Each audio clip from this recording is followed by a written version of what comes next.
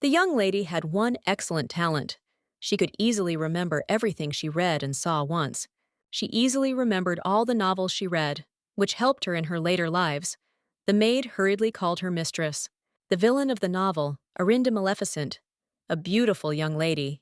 The lady looked closely at the maid, because she realized that she was the main villain's maid.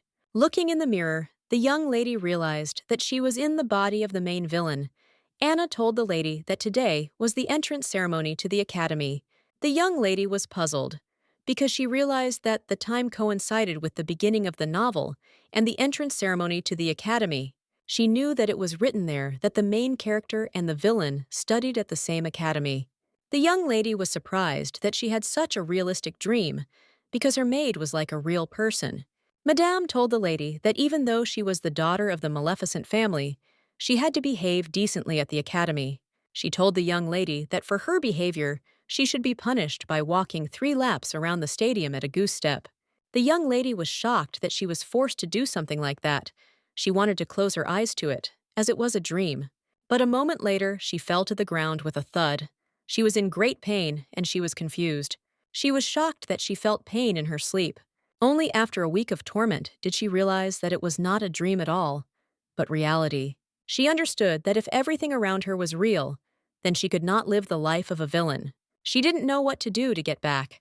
She knew things would turn out differently because she wasn't a villain. The villain of this novel was very cunning and sly. The villain was a character who was executed by the protagonist. Unfortunately, her death occurred in the prime of her youth. The young lady, unfortunately, did not know how to get out of the affair, so she had to make a choice. She had the choice to hope for a return to reality when her role was fulfilled and to be executed, having lived a short and brave life. She could have destroyed the original story by winning over all the male heroes and living a long and peaceful life. A moment later, she was taken aback and started with fear as she was called. Madame was furious because the young lady was again doing something else during class. Madame shouted to her student that she must be punished and immediately goose-step. Sometime later, the young lady carried out her punishment. After a short walk, she fell to the ground with a thud, knowing that she might die if things continued like this. No matter how much she thought, she had only one solution to the problem. She was puzzled, because she knew that there was no other way. Unfortunately, the young lady had never been in a relationship, and now she was still trapped in the body of a villainess. She wondered how she could seduce some hero. Sometime later, the young lady slowly returned to class. She froze for a moment in front of the mirror, as she noticed that Arinda was actually very beautiful. The main character is Serena Eleanor, a bright, neat, and beautiful lady. The lady knew that if it weren't for the main characters, she would have courted the young lady herself. In fact, she had no other choice from the very beginning, because her family was the most influential in the empire. The imperial family betrothed them to the crown prince in order to maintain power. That was before her fall into an affair, and that cannot be changed. It is impossible to break off an engagement without a serious reason, such as political treason. Around this time, the prince fell in love with another girl. Unfortunately, she could not prevent it. Unfortunately, the young lady had only one option left, and that was death. It was hard for her to decide and live her life as a villain, because the main character was a bright person. Arinde was puzzled because she saw that the main character was too kind and charming. Arinda, in turn, did not understand how she could mock such a bright girl. She sighed heavily as she understood that she simply had no choice. She knew she had to follow the main plot. Unfortunately, she made the young lady suffer. With tears in her eyes, she ran away and did not help the main character, while she was consumed by guilt for what she had done. Later, she made the main character's life difficult with the help of her family's power. Particularly helpful was the brother who had feelings for the main character, but she rejected him. He mocked her, using his sister. Serena, who would most likely gain all the power after the groom was kidnapped, was certainly not a friend of Maleficent's family. But to prevent Serena from encroaching on power, the family members used Arinde as a shield and committed atrocities. Arinde just turned a blind eye to everything because she was trying to follow the original story. She just wanted the main character to survive all the hardships and come to a happy ending.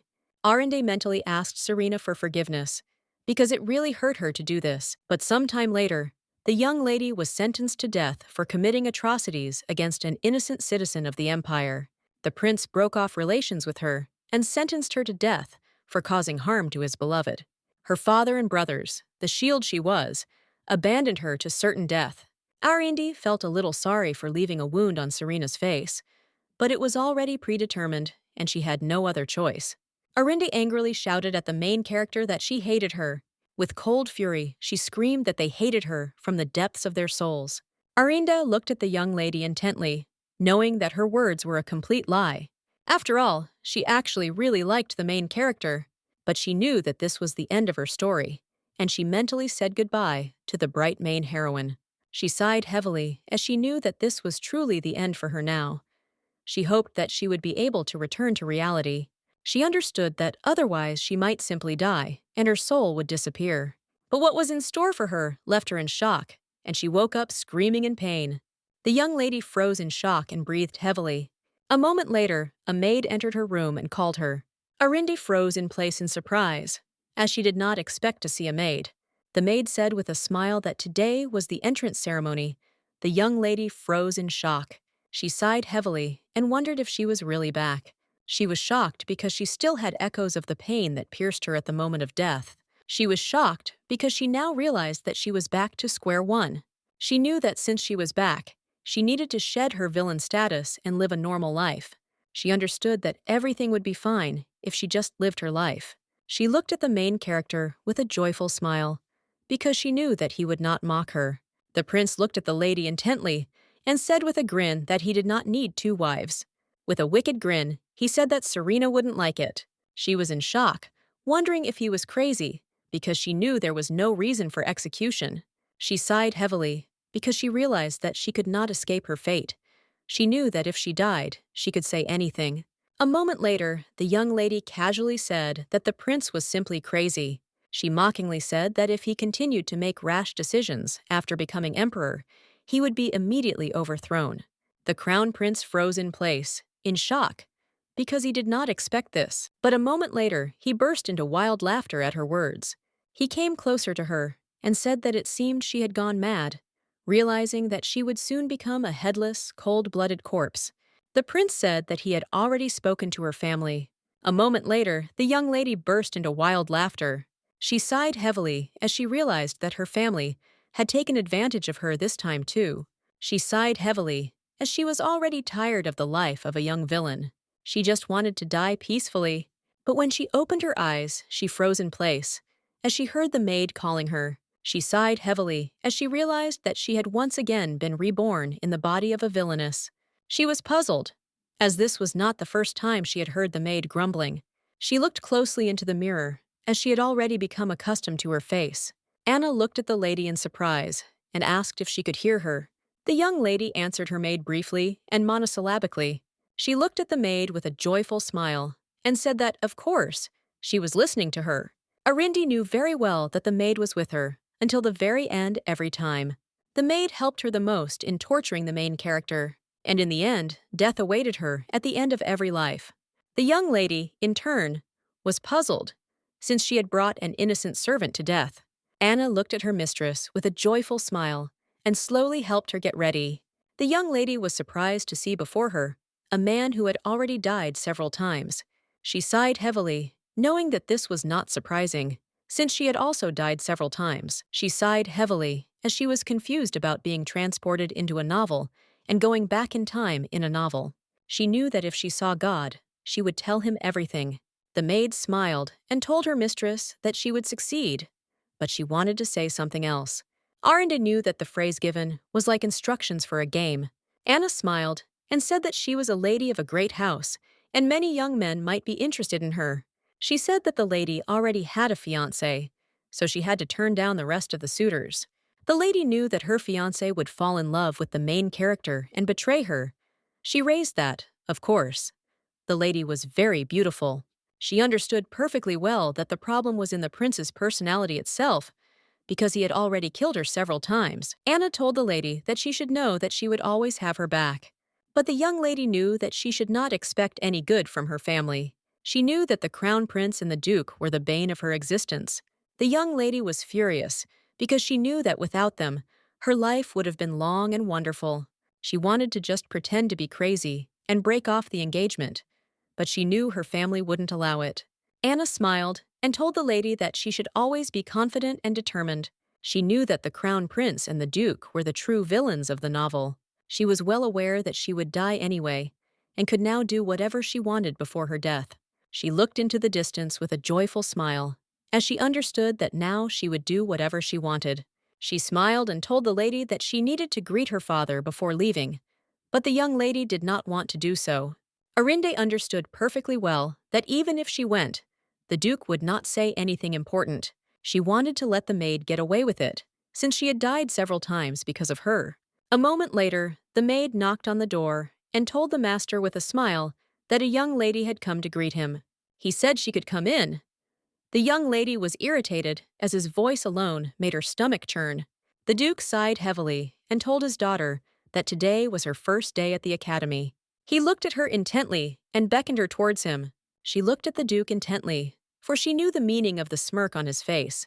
He was hypocritical and disgusting. The Duke grinned and told his daughter that she should come to him. The young lady, in turn, said with a grin that she did not want to do this. The Duke froze in shock, because he did not expect this. He did not understand what kind of manner of speech his daughter had.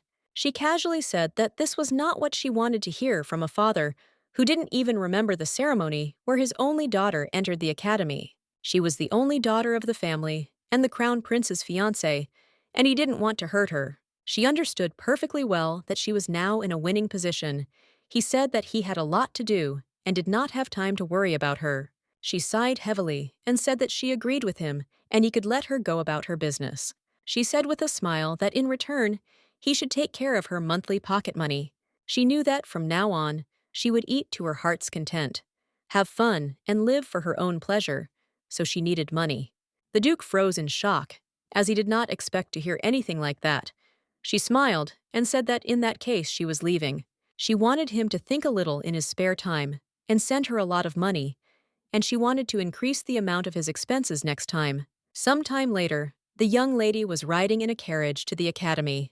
She sighed heavily, as this was the third time she was entering the academy. She has already taken the entrance exam several times. The young lady was very excited because she had always studied very hard in order to get in. Although perhaps it would have been much better if she had not acted, because at least she would not have died. The maid left with tears in her eyes and asked her mistress to write her letters. The young lady said goodbye to her maid because she was grateful to her. She came to the academy too early, so she didn't know what to do, because she had a lot of free time. The young lady looked around slowly, and a moment later, she approached a small fountain. She sighed heavily and looked intently at the fountain, because she knew it was the same one. Earlier, she pushed the main character into the fountain. Arinde was surprised, because the young lady remained very beautiful even then. Arinde was well aware of the fact that no one could compare to the main character in beauty. She knew that no matter how handsome the prince was, because of his bad character, he did not deserve to be with the main character. Arinde knew that there were many handsome guys around the main character. Arinde was sitting quietly by the fountain, thinking about the plot of the novel, when suddenly someone tapped her on the shoulder. The young lady flinched and screamed, as she did not expect anything like this. Serena looked at the young lady in surprise and asked for forgiveness. Serena smiled and asked the lady if she was very scared. Arinde sighed heavily and said that she was not. Arinde was puzzled, because she kept getting her words mixed up in front of the heroine. But in turn, she knew that the villain was not that kind of character. Arinde sighed, as she had already decided to live the way she wanted anyway, and now she didn't have to worry about anything. She looked at the young lady with a joyful smile and asked if something had happened. Serena smiled and said that she was terrible at directions and asked where the banquet hall was. Arinde froze for a moment at the young lady's stunning smile. She felt as if she were talking to her favorite celebrity, being just a few centimeters away from her. The young lady smiled sheepishly and said that, of course, she would take her. Serena looked at the young lady in surprise, and a moment later said that her ribbon was also red. Arinde smiled happily and said that they were from the same stream, so they could drop the formalities. She sighed heavily because she knew that was exactly what she needed to answer. Serena looked at the girl with a smile and asked if they could skip the formalities. She smiled and said that they could communicate freely because it seemed to her that they were destined to meet. Arinde froze in place for a moment, but after a few seconds, she happily agreed with the young lady. They talked for a while. Serena told her friend that she seemed to be the bride of the crown prince. Arinda was told by the young lady that she should not worry about her status, because this was an academy and everyone was equal. Serena smiled and told the lady that she was very kind. Arinda looked away and said that she was not as kind as the young lady thought. Serena smiled and said that she was an expert in people, and the young lady was indeed a good person. Arinda looked at Serena because she understood that she was not particularly picky about people, because out of all the guys, she chose the crown prince. After a short conversation, they found out that they were in the same class. Arinde glared at the lady, knowing that she was constantly making fun of her and trying her best to avoid her. She wondered if the young lady was really saying that she was glad to be in the same class with her. Arinde said with a smile that it was really amazing and good. A moment later, they arrived at the banquet hall. Serena smiled shyly and said that they still had plenty of time, so she suggested that they walk some more. Arinde smiled and said that she would be happy to do so. Arinde said that they could leave their things in the banquet hall and take a lot of walks. For Arinda, because she knew what happened in past lives, namely, what kind of relationship she had with the main character. She knew that she died every time because of the prince, indirectly of course, but still he gave the order. She knew that in this life, not even an hour had passed since their meeting, but it seemed to her as if they had been friends all their lives. Serena said it looked like they were the first ones to arrive. Opening the door, the young lady froze in place because she saw the crown prince. The prince looked at the young lady intently and coldly called her by name. The prince said that she was the first person he met at the academy. He sighed heavily and said that it was very surprising. Serena looked at her friend in surprise and asked if there was really someone inside. Arinde said that there was no one. Arinde turned around and said with a happy smile that it was just a dog barking somewhere. The young lady was surprised. Arinde smiled and said that she was sure it was something in dog language. The prince froze in shock. A moment later, the young lady slammed the door shut. Grabbing the young lady by the hand, she ran into the distance. Arinde was very glad that she had acted in this way, because this act refreshed her. She remembered the expression on the prince's face with a joyful smile and realized that it was worth it. She understood perfectly well that no matter what she did, the date of death would not change anyway. Until then, she sometimes wanted to take it out on those around her. The young lady plucked the flower with a joyful smile because she saw that the flowers were very beautiful. At the same time, Arinda wondered if there was a way to separate the prince from the lady forever. She understood perfectly well that no matter what happened, the young lady would still fall in love with the insolent prince. She was puzzled because she knew that for some stupid reason her head would be cut off. She was puzzled because she understood that she would return again and live the same life as before. The lady asked her friend if something was bothering her, and Arinda said in surprise that nothing was bothering her. Serena said she was in a good mood before, but now she seems a little down. Looking away from the young lady, she said it was all about her ability. Arinde looked at the young lady in surprise, as she remembered a passage from the novel. The young lady's magical gift was to read people's emotions. Thanks to him, she saw the true feelings of the cold crown prince, and so they became closer to each other. Arinde smiled and said that if she didn't want to tell, she didn't have to. The young lady said with a happy smile that it seemed she had done the right thing in talking to her today. The young lady smiled and handed her new friend the flower, because it was her eyes. Serena smiled and told the young league that she was beautiful. Arinde was very embarrassed by her words, but at the same time, she felt guilty for what she had done earlier. A moment later, they saw the young people and realized that it was time for them to go. Arinde sighed heavily as she realized that now the story had truly begun. She was perfectly aware that in the banquet hall, the main character would meet the main hero. Then, the young people felt that they were right for each other. Arinda thought he had fallen in love with her at first sight, but now she knew he was the king of pretense. The young lady was surprised as she noticed many people hurrying through the academy. She smiled and told her friend that it was a good thing they didn't leave their things there. A moment later, they leisurely entered the hall. The young lady sighed heavily and said that it seemed they were late. Arinda smiled and said that it was not that at all. A moment later, she told her friend where they could sit. Arinda froze for a moment as she saw the prince walking towards her. She was surprised, did not understand what was happening, and gave up on her. Did he really decide to approach her himself this time? The prince grabbed the young lady by the hand and, pulling her towards him, called her by name. He asked angrily how she could say such a thing and run away after her words. The lady was shocked. She wondered if he had gone crazy. The young lady looked closely at her friend and called out timidly. She froze for a moment when she saw the prince's red eyes, but still looked closely at her friend. Arinde was puzzled and shouted at the prince to wait a little. As the ceremony was about to begin, the prince looked at the lady with fury and asked if she really wanted to lose her head for insulting a royal person. She was furious because she knew he would kill her anyway. The young lady, in turn, resisted as best she could, but it was all in vain. A moment later, she pulled away from his tight grip. He looked at her intently, asked if she understood what she had done wrong. The young lady, in turn, did not see what she had done wrong. He was amazed, because she spoke to him informally. She said she didn't see why they should focus on status when they were at the academy. She said that he was dumped at the academy because he had done something wrong, and the prince was shocked and didn't understand how she found out. The green boy was going to execute an innocent subordinate without even understanding the situation. Of course, he did not do this, but in the hope that his son would come to his senses and become wiser, the king sent him to the academy. The young lady looked at him intently and said that he would not be able to get the support of the imperial family for the next few years. She mockingly said that if he wanted her to address him as the crown prince, then she could do so. He sighed heavily and said that if she continued in the same spirit, she could be sure that she would be punished after graduation. She smiled and said that she would continue to do this, as she did not care about the punishment, since she was going to die anyway. She smiled and asked if he would break off the engagement. The prince said that it seemed that was all she wanted.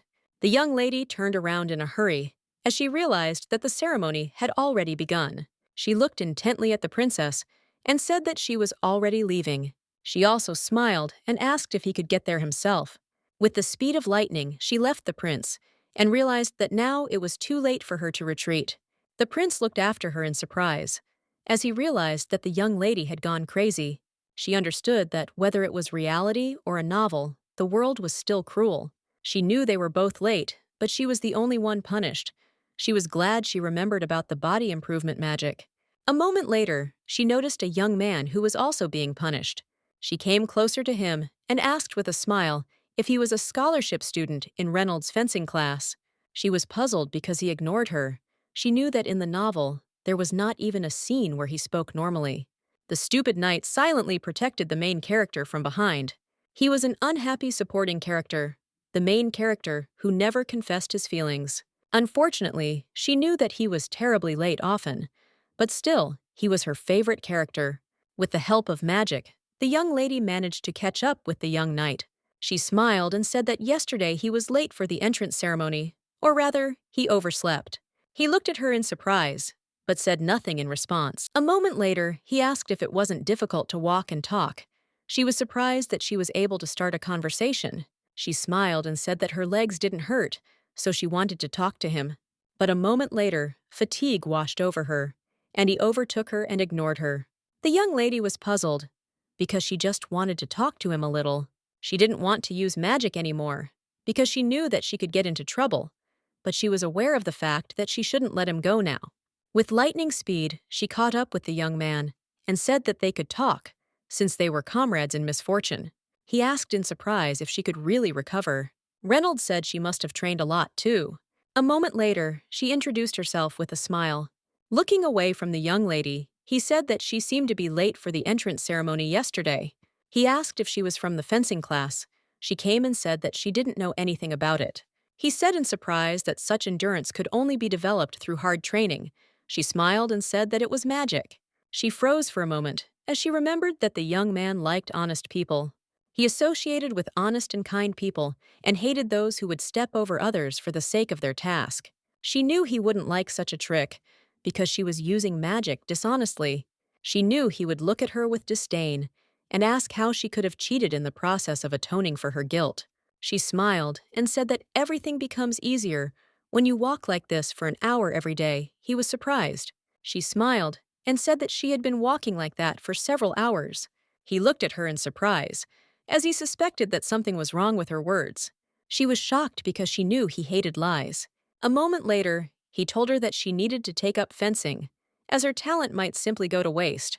Reynolds said that he was currently in Class B, and also asked what class she was in.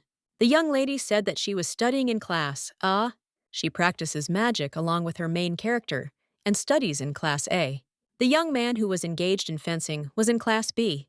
The Crown Prince, who was a tactician by nature, was in Class C. Milady, in turn, thought for a moment, after remembering all the main characters. She remembered that there was a candidate for the position of the main character in their class.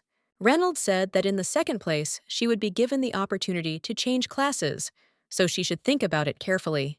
She said that she was not a very good swordsman, and the young man said that he could teach her. He said that she was very resilient, and if she practiced hard, she would definitely become a good swordsman. A moment later, the young lady said she suddenly felt short of breath. He looked at her closely and said that he knew she was lying. She sighed heavily, but said nothing. A moment later, the young lady met her friend. Arinde looked at the young man in surprise, because she didn't understand why he was following her around. Taking the scarf from her, he asked if her name was Arinda. He sighed heavily and said that it seemed like she hated fencing so much that she was willing to lie to him. The young lady looked at her friend in surprise and asked if she really hated fencing. She smiled and said that it had only started recently. She was in shock, wondering if she should tell him that she had just used magic. He smiled and said that if she studied with him, she would like it. The young man invited the young lady to train together. He looked at her intently, expecting an answer. She had completely forgotten that she was attracted to beautiful appearance, sir. With a joyful smile, she agreed. She smiled tenderly and said that she seemed to have changed her mind abruptly and now enjoyed fencing. He smiled and said they could start with lunch tomorrow. She smiled and agreed. She was well aware that the young man would soon fall in love with the main character.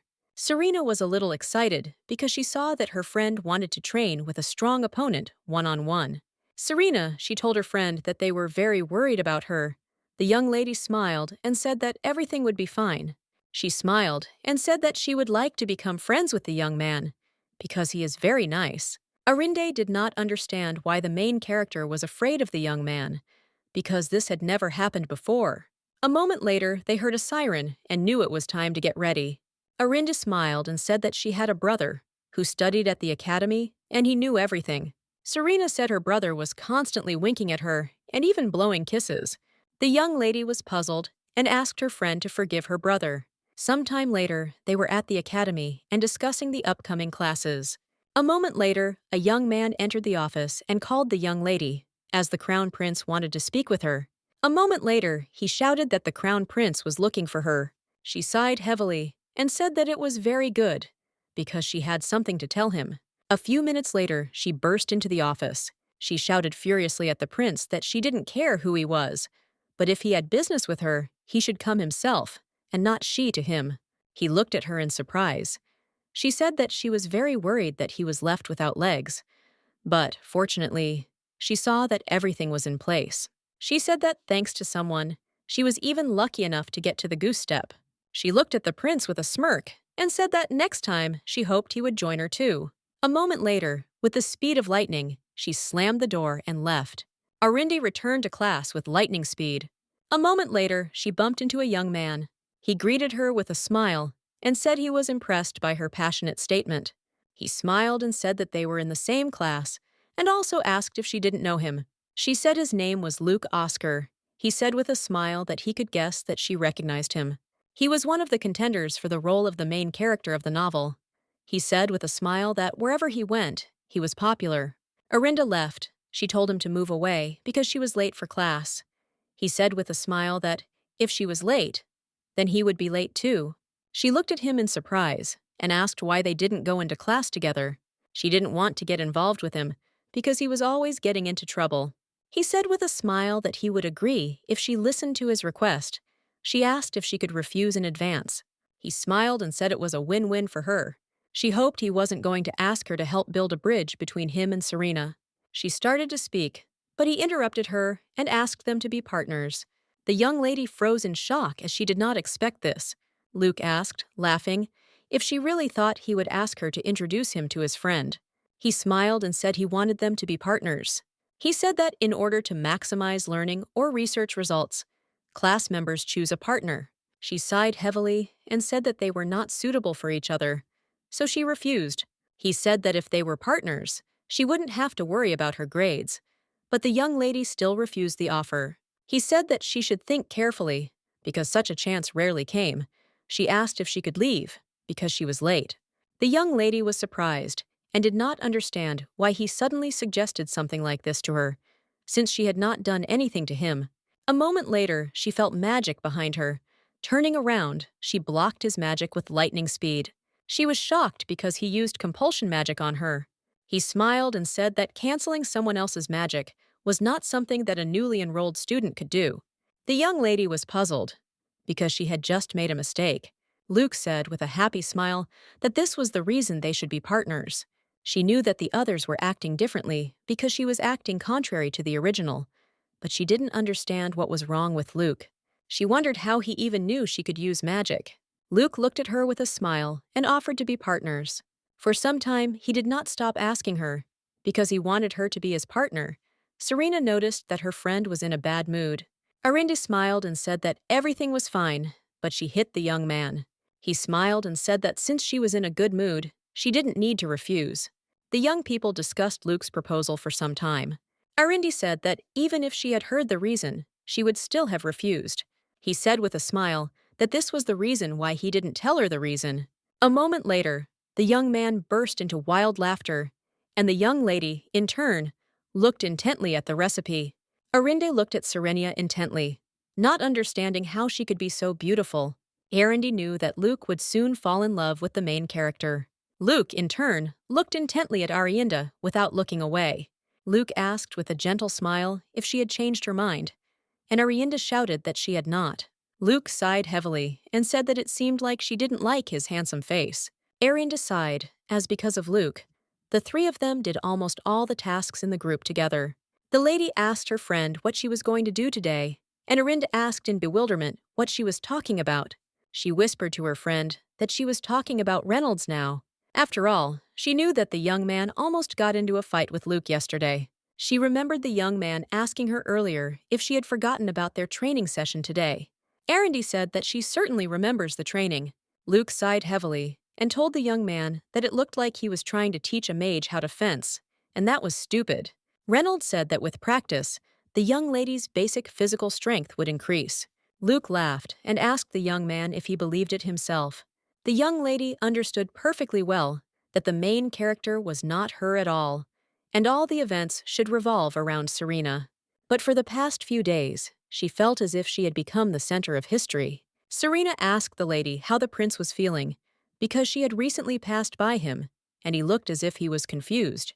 The young lady, in turn, understood that he felt this way because of her, but she did not understand why.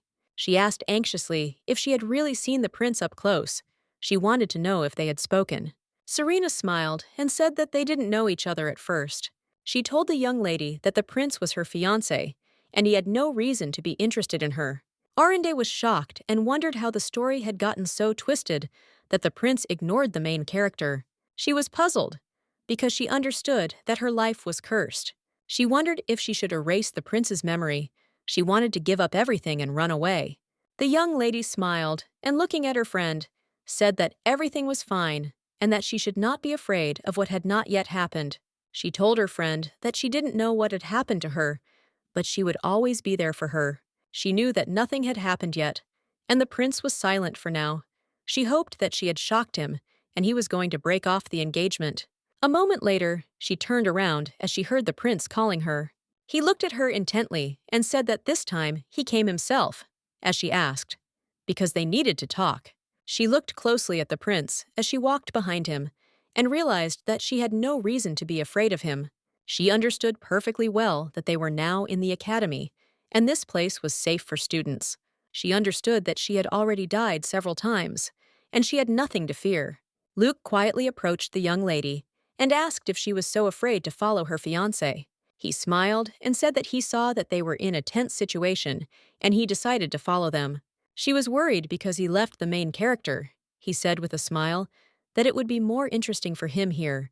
A few seconds later, he made fun of the young lady, and she responded with magic. He said with a smile that from the very beginning, he was only interested in her. The young man parried her blow with lightning speed and directed it at the prince. A moment later, a magical blow reached the prince. The young lady looked at her friend with a smile and said that she was happy now. With lightning speed, the prince turned and looked intently at the young people. He looked at the young man in bewilderment and asked who he was. A moment later, the young lady struck her friend and told the prince that he should not pay attention to the young man because he was crazy. Luke smiled and said that she was right, and the prince should just ignore him. The young lady looked sideways at her friend and said that it was not a compliment at all. The prince looked at the girl intently and said that because of the fuss she had made last time, he had found himself in an absurd position. He said she had insulted a member of the royal family in front of everyone and asked if she expected him to show mercy. She wondered if he wanted to execute her right now. She didn't know if she should kill him first. She was furious because she knew that if he hadn't killed her over and over again, this wouldn't have happened. He said that this kind of behavior was unacceptable for her before. He asked if she had really gone crazy. Arundi sighed heavily and said that it made no difference, because he would kill her again anyway. He was surprised, because she said that he would kill her again. She sighed heavily and said that it seemed that his hearing was very good. Luke looked at her in surprise and asked if the prince was trying to kill her because of that incident. She said that he would definitely kill her someday. Luke smiled and said they were very funny. He asked with a smile if she regretted what she had said, and the lady said that she did not regret anything. He said with a smile that this was the reason he liked her very much. The prince, in turn, looked at her intently and said that he could not let her get away with this term. He said that her behavior was a clear insult to the imperial family, and she should know what the price was for it. He said that he had no right to execute her at this time, and it seemed that there was a misunderstanding between them. He said that if she repented of her sins throughout her studies, he would forgive her. But she couldn't stand it, and, making an obscene gesture, sent him away. Luke was shocked and surprised by the young lady's behavior. With lightning speed, he grabbed her hands and said with a smile that he liked her very much. Arundi said she didn't want to. He liked it. He smiled and said it was okay, because that's what he felt. The prince looked at the young lady with fury and said that it seemed she had gone completely mad. He said that even though she had power, she could still pay for her disrespect, and she asked with a smirk if he was trying to threaten her. He asked if she really didn't care about the fate of her brother and father. She smiled and said that she didn't care. The young lady, in turn, understood perfectly well that she would only be glad if they died together, because she wanted to take revenge on them. The young man shouted with a joyful smile that they liked her for this, and she used her lightning speed to cast magic on him.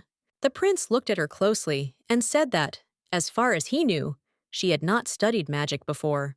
Luke was surprised that she hadn't studied magic and was now at an amazingly high level.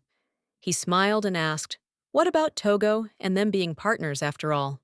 She sighed heavily and asked the young man how about Togo to differentiate when he should intervene and when he shouldn't. Luke smiled and said that now would be the best time to do so. A moment later, she looked back in surprise as she saw that he had used magic. She was surprised that he had used promise magic. The young man leaned closer to her with a happy smile and said that his offer to become partners, also including yourself, and joining the magic tower. He said that she probably knew better than him what that meant. The magic tower was officially responsible for keeping the imperial family in check so they could not harm each other. The young lady froze for a moment, as she knew that if she became his partner, the prince would no longer be able to kill her. She looked at the prince intently, for she knew that the wizards of the magic tower were so precious that they were chosen once every 20 years. In her past life, she had never dared to dream of such a thing, but then she had not communicated with the young man.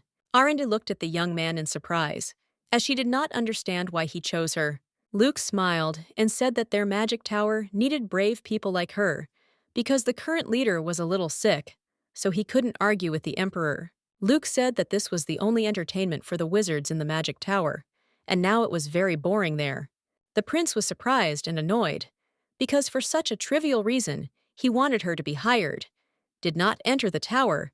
Luke smiled and said that if she became the sorceress of the magic tower, she would survive, even if they decided to exterminate her entire family. She understood that if she followed the young man, the story would become completely confused.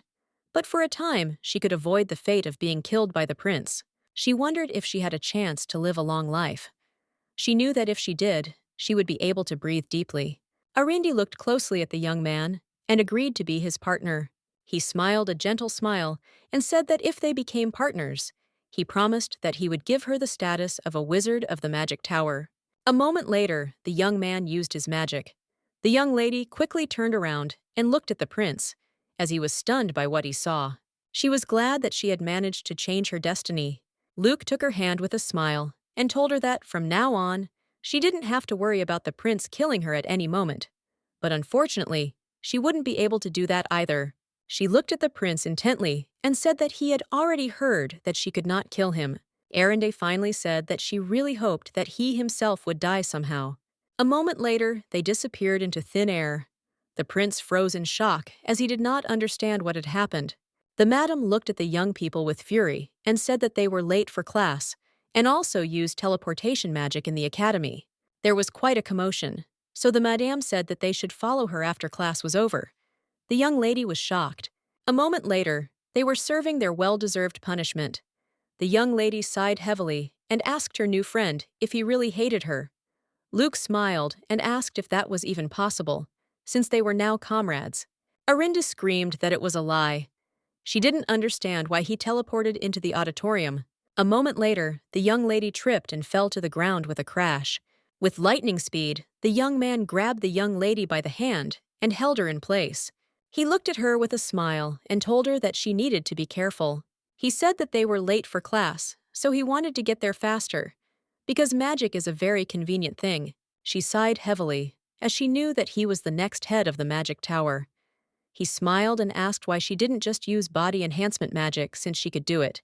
He knew that she used similar magic last time. Sometime later, they finished with the punishment. The young lady was puzzled because she was very tired. Serena ran to her friend with lightning speed. Serena looked at the young lady with concern and said that she was all sweaty. Arinda smiled and thanked her friend for the handkerchief, and also said that she would wash it and return it. The lady smiled and said that it was not worth doing, but Arinda still wanted to repay her friend for her kindness. A moment later, Madame approached them and said, "Young lady, that even though she was the daughter of the Maleficent family, she should not break the rules of the academy." The young lady sighed heavily and nodded silently in response, because this was not the first time she had heard such words. Luke smiled and said that they couldn't let this go unpunished just because it was the Duke's family. Arinde looked at the young man and asked if he remembered asking why she didn't use body-enhancing magic. A moment later, she shouted to the professor that the young man had used magic. Madame was furious. A moment later, the professor was screaming furiously at her student. The lady looked at the young man intently and said that he was punished again and had to walk around the stadium 5 more times, and this time she would personally supervise him. The young man was taken aback, as he had not expected this. A moment later, he shouted to the young lady, the note enjoying her victory. The lady slowly returned back. Serena sighed heavily and asked her friend what about her. Arinda asked her in surprise what she was talking about. Serena sighed heavily and said timidly that there was actually something interesting from the very beginning. She asked the young lady if it was possible that she didn't like her and she was forcing herself to be friends with her. Arinde was shocked by this question. She shouted that this was not so, and that this simply could not be. Although she felt hostility towards the prince, she never hated the main character. Arinde grabbed the young lady by the hands and said that she liked her very much. Serena stood frozen in place in surprise for a moment, but after a few seconds, she said with her happy smile that she also liked the young lady and was glad that they became friends. Arinde grabbed the young lady's hand with lightning speed and pulled her aside. The young lady was worried because she didn't know where they were going. Arinde said with a playful smile that she wanted to show her sincerity. A moment later, they were in the bakery, and the young lady happily told the sellers to wrap them up with more of everything. "Young lady, I wanted to show my feelings to my friend, Serena sighed heavily and, looking at her friend, said that she shouldn't have asked such a stupid question because she understood her feelings. Arinda said that they still needed to buy more. Serena said that was enough and also offered to share some bread with Luke because he must have suffered a lot. Arinde told her friend not to worry so much, as she was sure that he used restoration magic as soon as he finished everything. Serena told her friend that he was her partner after all, and needed to be taken care of. Arinde sighed heavily and said that she had wanted to be paired with the young lady from the beginning. She was about to suggest it when the jam potion lesson ended. She remembered the young man saying that his offer included joining the magic tower, and she should know better than he what that meant. Serena looked downcast and told Arinda that if it was true, she would have said it right away. Serena said that she could assume that the young lady was telling the truth, but still, she chose Luke as her partner later. Serena sighed heavily and told her friend that once an opportunity was missed, it would never come back. Arinda froze in place for a moment in confusion, because she knew it was true. She sighed heavily and said that she did not understand how this was connected with the fact that she needed to treat the young man with bread bought with her money. She sighed heavily and said that, of course, she would share with him. Serena said that she didn't know why, but the kids in her class didn't really like them, so she wanted them to get along. A moment later, the young man came closer to them and called out to the young lady. Arinde looked at him intently and greeted him. A moment later, the young man greeted them back. She looked at him in surprise and wondered if he was a robot. She came closer to him and asked if he had just finished fencing practice. She assumed that he was very tired, so she asked if he had had time to eat.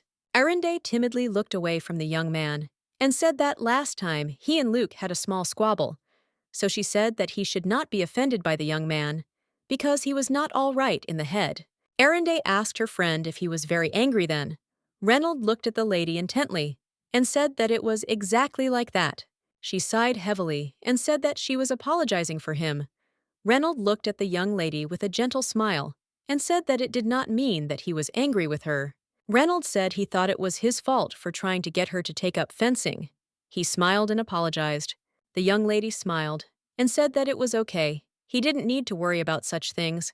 She smiled and said that they would see each other more often in the future. Reynold said with an embarrassed smile that he still thought it was too pitiful to waste such stamina. He said tenderly that it would be good if they just saw each other like this.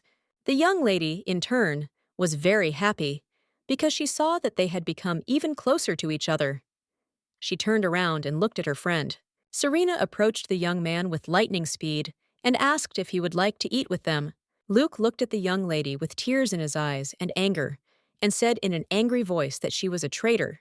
The young lady, in turn, did not want to listen to him and, with lightning speed, shoved the bun into his mouth. He was furious. I didn't understand how she could leave him. A moment later, Luke asked what the young man was doing here. He looked at the young lady intently and asked if she knew that wizards were not on good terms with swordsmen. She looked away from him and asked if he thought a wizard was a wizard or a swordsman. Reynolds said that 2 of the 3 syllables in that word belonged to the word swordsman, so he assumed that he was closer to the swordsman. Luke sighed heavily, as he could not understand who he had to dine with. Serena smiled and said that they didn't have any other friends. Luke said angrily that he was not friends with the young man. Arinda said with a smile that now he looked like a kid from kindergarten, and it seemed that he was offended. She was surprised, because now she was sitting carefree with people with whom she had no contact before. She told them meaningless stories and shared bread. She was glad, because all this happened without the participation of the prince. The young lady understood perfectly well that this was not life, but a fairy tale. The young man, in turn, looked sullenly at the young lady, not taking his gaze off her. She looked at him in surprise and wondered if she had gone too far, since she had no idea what his reaction was. He sighed heavily and said that it was useless for her to smile like that, since he was still angry. She looked at him in surprise and asked if that was the reason. He sighed heavily and asked if she really needed any other reason. Arindi thought for a moment, as he felt bad when she smiled. Memories from her past life came flooding back to her, as the prince had once said similar words to her. She was shocked because he had told her that it made him feel bad when she smiled. Luke looked at the young lady closely and asked with a smile if that was possible.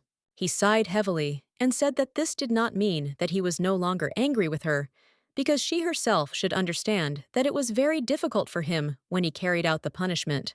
Reynolds said that if you train hard enough, you can easily pass such a punishment. Luke looked at the young man closely and said that he seemed to be a slow thinker. Arinde pinched the young man. He was very surprised and cried out in pain. Serena looked closely at the young men and said that she had heard that the academy was having some sort of dance party on the weekends. She smiled and said it was a welcome ball for freshmen. Reynolds asked in surprise if there was any reason to organize such an event. Lady said that they had been studying in the same class for several years, and they did not have the opportunity to meet with children from other groups. Arinde looked closely at the young lady, as she understood that she and the prince did not have much opportunity to meet. She knew perfectly well that the ball was a trick of the author for the sake of a dramatic meeting of the lovers. Reynolds sighed heavily and was taken aback, as he knew that they would have to dance at the celebration. Luke looked at the young man with a sneer and asked if the man who handled the ball wasn't good at that sort of thing. Reynolds looked at the young man with annoyance and said that he seemed confident. Luke said with a happy smile that it was so, because he was one of the best dancers among the wizards of the Magic Tower. Reynolds sighed heavily and said that she did not think that was something to be proud of. The lady looked closely at the young men, because as far as she remembered, both of them did not dance very well. Arinde looked at her partner and suggested that he leave too. Luke looked at the young lady and asked if she danced well. She sighed heavily and said that she was dancing to improve him. She was surprised, looked at him, so she did not understand his reaction. He asked with a smile if she had forgotten who her partner was. The young lady was irritated. She shouted at him not to call her that, because she didn't want that. He smiled and said that he had helped her earlier, and now she should do him a favor in return. He smiled and asked if she would go with him to practice dancing. Some time later, the young people were practicing dancing. She was irritated and embarrassed. She screamed that he should not step on her feet. He sighed heavily and said that it was true. He was sure that he was doing everything right. Luke asked if she was sure of her knowledge. Serena said with a smile that the young lady was saying everything correctly, and it seemed that he was the one who had poor control over his body.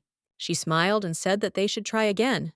Irinda looked at the young man in surprise and asked why he asked her to train him if he couldn't even listen to criticism. Luke smiled and said that he thought it would be fun, and he had to be better than him, because it was a matter of honor. He looked at the young lady with a sly smile, and, suddenly pulling her closer to him, said that he actually danced very well. Luke said that as a reward for today, he would teach her a unique magic from the tower, while he said that she could use this magic on some guy she hated. She sighed heavily and said that they would dance one more time. A moment later, the young lady was puzzled. She wondered if he really danced so well. She knew it was very different from the content of the novel. Luke said with a happy smile that he had told her earlier that he was a very good dancer. She knew that this could not be achieved in one day, and unless he was a genius. Luke patted the young lady on the head with a happy smile and said that she was fun to spend time with. A moment later, he used his magic and disappeared. The young girls were surprised. The young lady was puzzled, for she did not understand where it had been seen that dresses were rented in order of queue. Sorting through the outfits, she noticed that there was nothing suitable left, and they had even refused lunch and arrived early.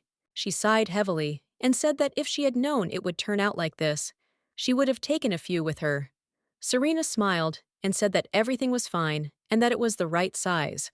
A moment later, the young lady said that she had found the right outfit. She pulled out a beautiful dress from the closet with a happy smile and asked her friend to try it on.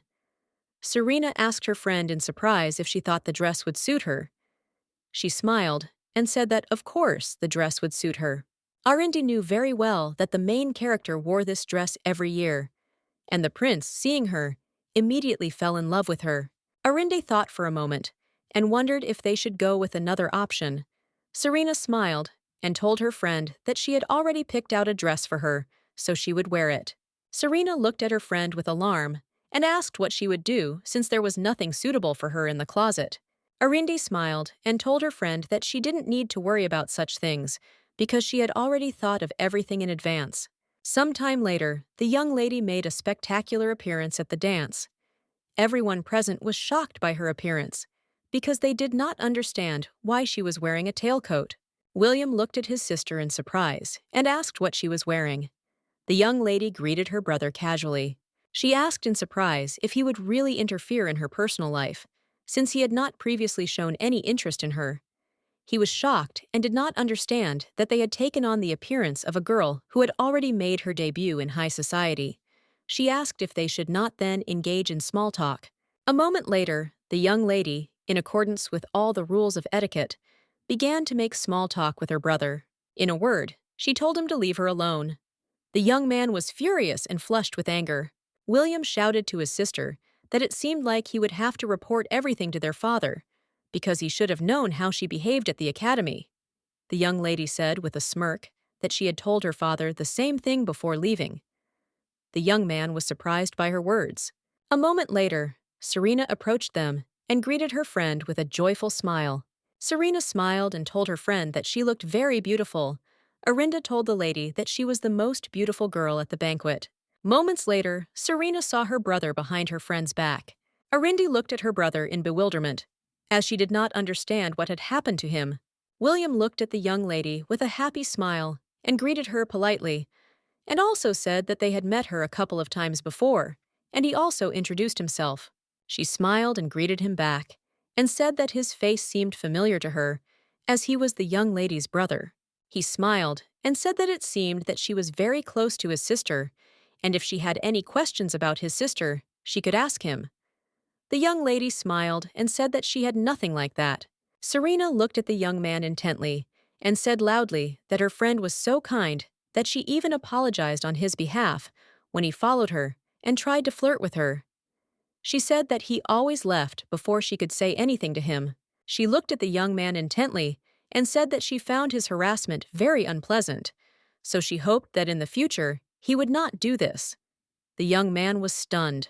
She smiled and said that she was very sorry that she had to listen to her friend's apologies every time because of him. She hoped that he would be so kind as to leave her alone. A moment later, they turned and walked away. Serene looked at her friend and said that she was very sorry. She was afraid that her brother might hate her later. She wondered if she should have just accepted it and accepted the young man's advances. Arinda smiled and said that she shouldn't worry about it as she was happy with her actions. Serena looked at the young lady in surprise and asked why she had chosen such an outfit. She, of course, understood that it suited her very well, but still it was very unexpected. Arindi smiled and told her friend that it was all so that she could dance with her. The young lady laughed in response as she did not expect such a thing. Arindi knew perfectly well that this was true, but she had another reason why she had not worn a dress. Their engagement with the prince is a well-known fact. If anyone had to dance the waltz, signifying the beginning of the ball, they would be in the front row. The young lady glanced sideways into the distance and called out to her friend. She was surprised that the prince was heading towards them. The young lady looked at her friend and asked if she could bring her some water and food. Serena politely agreed. A moment later, the crown prince approached her and said in surprise that she had a very interesting outfit. He sighed heavily and asked if she really didn't want to dance with him. That's why she did it. Arinda looked closely at the prince, because she knew that everything was exactly as he said. He looked at her hard and said he didn't know why she would go that far. He reached out to her slowly and said that they would not be able to kill each other now anyway. The young lady was a little surprised and moved away from him with lightning speed. The prince said that he thought she really wanted to break off her engagement with him. He gently touched her hair and said that that was why he wanted to take this chance. She froze for a moment, not understanding what was happening. The prince said with a smile that it would be nice to demonstrate the warmth of the relationship between the royal family and the magic tower. The young lady was furious because he had just said that he was going to use her. A moment later, Luke came up to them and hugged the prince with a joyful smile. He told the prince that in that case, his target should have been him, not the young lady. He said with a smile that he agreed to take on the role of Arinda in his show. The prince was shocked and did not understand what the young man was doing. Luke, with a joyful and playful smile, said that he was now teasing the next king, as the future head of the magic tower, while he squeezed the young man harder. The young lady froze for a moment and looked at her friend in surprise. Luke nodded back at the young lady with a sweet smile, as his actions had helped her escape the prince. Luke smiled and said that he was amazing at one dance, and also asked the prince with a playful smile, how about they announce the start of the ball together? The prince was furious because they were guys. Luke said with a happy smile that he could even wear a dress for such an occasion. The young lady ran away from the banquet hall with tears in her eyes. She knew that Luke was a very good partner, and she hoped that he would survive after something like this. A moment later, she ran out into the street and sighed heavily. She knew that today was full of events that had never happened before. A moment later, she turned around and looked at her friend in surprise, as she did not expect to see him on the balcony. She asked why he had come out. He sighed heavily and said that, unfortunately, he didn't like such places. Reynald looked away in confusion and said that inside, Luke was waltzing with the crown prince in a bizarre manner. She sighed heavily and asked if he had come out, because he didn't want to see such a sight with his own eyes. Reynald looked at the young lady intently and said that he learned to dance so as not to lose to Luke. He timidly said that he would like her to appreciate their skills. He looked at her intently and said that they could dance once. She looked at him in surprise, but still agreed. A moment later, they were transported to the banquet hall and were dancing. She looked at him in surprise and asked how he trained at all. Reynolds sighed heavily and said that he had been helped by a fencing professor. A moment later, the young lady realized who was watching them so intently from the side. She sighed heavily and said that she did not know that he waltzed well. Reynolds said that the professor told him that he should dance as if he were wielding a sword. Arundi smiled tenderly and said that now she understood why he danced so aggressively. He looked at her in surprise and asked if it was strange. She said that it was not. A moment later, they finished the dance. He looked closely at the young lady and said that he must have been clumsy, as he had never been to such an event before. He thanked her with a smile for accepting his invitation to dance. The young lady was embarrassed by such a gesture. She looked at him in surprise and wondered if it was really him, because she knew very well that he was not a very smiling character. He said that it was time for him to go to bed soon. Arinda realized that it was really him. A moment later, she sighed heavily and decided to go and rest a little. She stopped when she felt the young man's intense and angry gaze on her. He looked at her with fury and indignation and asked how she could leave him and go dance with another. He shouted that it was customary to dance with a partner first. She smiled and asked if their princess hadn't already announced the start of the ballast by the crown prince. She smiled and said that she was also in a tailcoat, so if he put on a dress, she would dance with him. She always had fun teasing him. Moments later, he showed her several outfits with a happy smile and asked if he should wear something extravagant. The young lady sighed heavily and said that it was her fault, so they should go on stage. Luke asked Arinda with a smile if Reynald could dance better than him. Arinda asked the young man in surprise if it was possible to compare an expert with a beginner. She smiled and thanked him for helping her out, because she thought she would lose her temper. But thanks to the young man, she held back.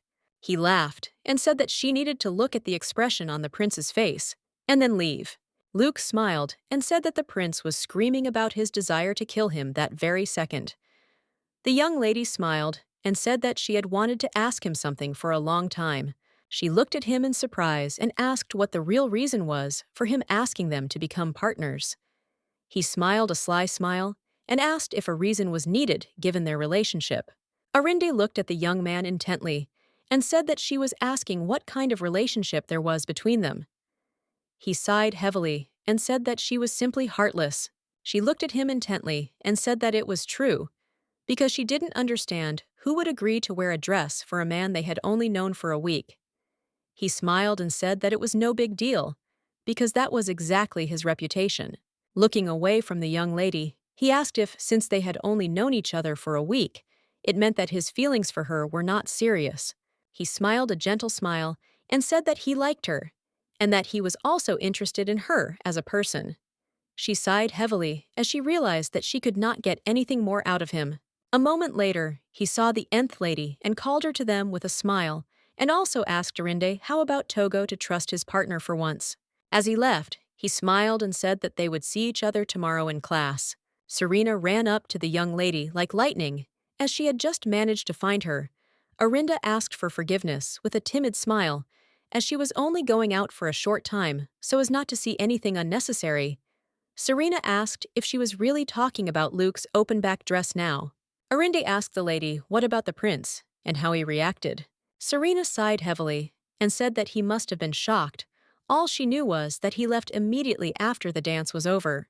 The young lady was glad and understood that the prince had not met his main heroine today. She knew that in this life she had not had a waltz-link prince, and she also understood that the young people did not meet. The young lady, in turn, was very happy, since the evening went as well as possible. Sometime later, the professor was telling her students, "History, the revival of the empire." If you ask the students who the main character of the dance evening is, there will be one answer. The first was, of course, the crown prince, who will become the temperature in the future. His other sweet bride, or rather her partner, Luke Oscar, the next head of the magic tower. He was even nicknamed the lover of the crown prince. The lady looked closely at the young man and asked with a smile if he had danced so hard yesterday that he had fallen asleep in class. All the students looked closely at the young man with some mockery. The young lady, in turn, threw a small note to her partner and asked with a smile what it was like to become the crown prince's lover. With lightning speed, the young man threw the note away. He looked at her with a threatening look and gesture, saying that he was watching her. She was surprised and looked at him. As she did not understand his reaction, Serena quietly told her friend that the professor was looking in their direction. A moment later, Madame looked intently at the young lady and called her. With a smirk, she asked the young lady what was the name of the commander of the punitive detachment of that time. She knew that she would not answer this question for the day, like everyone else. A moment later, the young lady calmly answered the question posed. Madame was shocked, as she did not expect such a thing. A moment later, Madame said that the young lady had given the correct answer. She sighed heavily and continued her lecture. Serena looked at her friend in surprise and asked how she knew this, since the professor seemed to have asked the question on purpose. Being sure that the young lady would not answer correctly, Arinda said with a smile that repetition is the mother of learning. She had gone through this material in her past lives. Luke looked at the young lady closely and asked if she would be training after lunch. Without looking at the young man, she asked why she would do that. He sighed heavily and, looking away from her, said that he promised to teach her a spell from the magic tower. She wondered if he was offended because she teased him. She looked at her partner intently and asked what he would teach her. Reynold looked at the lady in surprise and asked what the young man would teach her. Luke hugged the young lady with a joyful smile and said that he actually knew a little bit about swordplay too. Last time he showed her a couple of tricks, so now she asked him to teach her something new. Arinda sighed heavily because he was joking again. Reynold looked at the young man intently and said that he no longer trusted him. Luke smiled shyly and said that he just wanted to teach her magic that would allow her to throw meteorites from the sky. The young lady sighed heavily and said that it was somehow primitive. The young people wanted to know if the academy would collapse or not because of this. Luke sighed heavily and asked what their reaction was. Arinda looked at the young man intently and said that he should at least tell the truth sometimes. He said that they are independent of how often he lies. His partner must believe him. Arinda looked at him intently and asked why she should trust him now, when he had not inspired any trust in the first place. He was puzzled by her words and asked the young people if they had not now taken the side of the future of the wizards. He asked if they were afraid of the future. Arinda said with a smile that she was running and stumbling, praying for forgiveness. Serena looked at her friends with a happy smile and said that they were a lot of fun. Luke looked at the young lady closely and said that she didn't have much mana, but that was no reason to participate, because today he was going to unlock her hidden potential. She was surprised, didn't understand how he was going to do it. He smiled and said that there was only one way, and they would just rescue all the mana she had. She said that she knew how to use magic, but she didn't know how to sense mana. He smiled and said that it was understandable, because only wizards of the magic tower were taught this. He looked at her intently and said that the principle was very simple, and she should imagine that all the power she possessed was concentrated in her chest. She sighed heavily and said that she had raised and would gather all her strength in the center of her chest. Luke said that she was doing everything right and should continue in the same spirit. He looked at her intently and said that even if it seemed to her that her strength was fading, she had to endure, and if anything happened, he would help her. A moment later, the young lady began the process of removing the power, but she was puzzled because she did not understand why she was so hot. Unfortunately, she felt how the strength was leaving her, and her head was empty. A moment later, the young man shouted in a hurry for her to stop. He was very scared because he thought she was coping. He was confused because he didn't understand why it happened that way. The young lady froze in shock as she saw her friend's hair. Arinde froze for a moment in surprise and shock because her hair was a completely different color. Serena rushed to her friend and asked if she was okay. She was afraid that her friend might hurt herself. Arinde smiled and said that she was fine.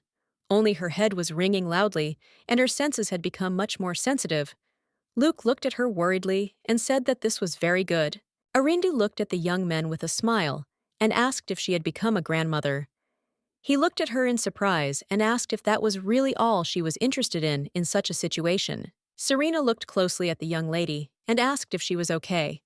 She smiled and said that she was okay, only she was a little sleepy. A moment later, the young man picked up the young lady in his arms and told her that she needed to rest a little because she had released too many deceptions, so she was exhausted now. She was surprised, because she did not expect this, but did not resist. Opening her eyes, Milady rose up with lightning speed, as she did not understand where she was.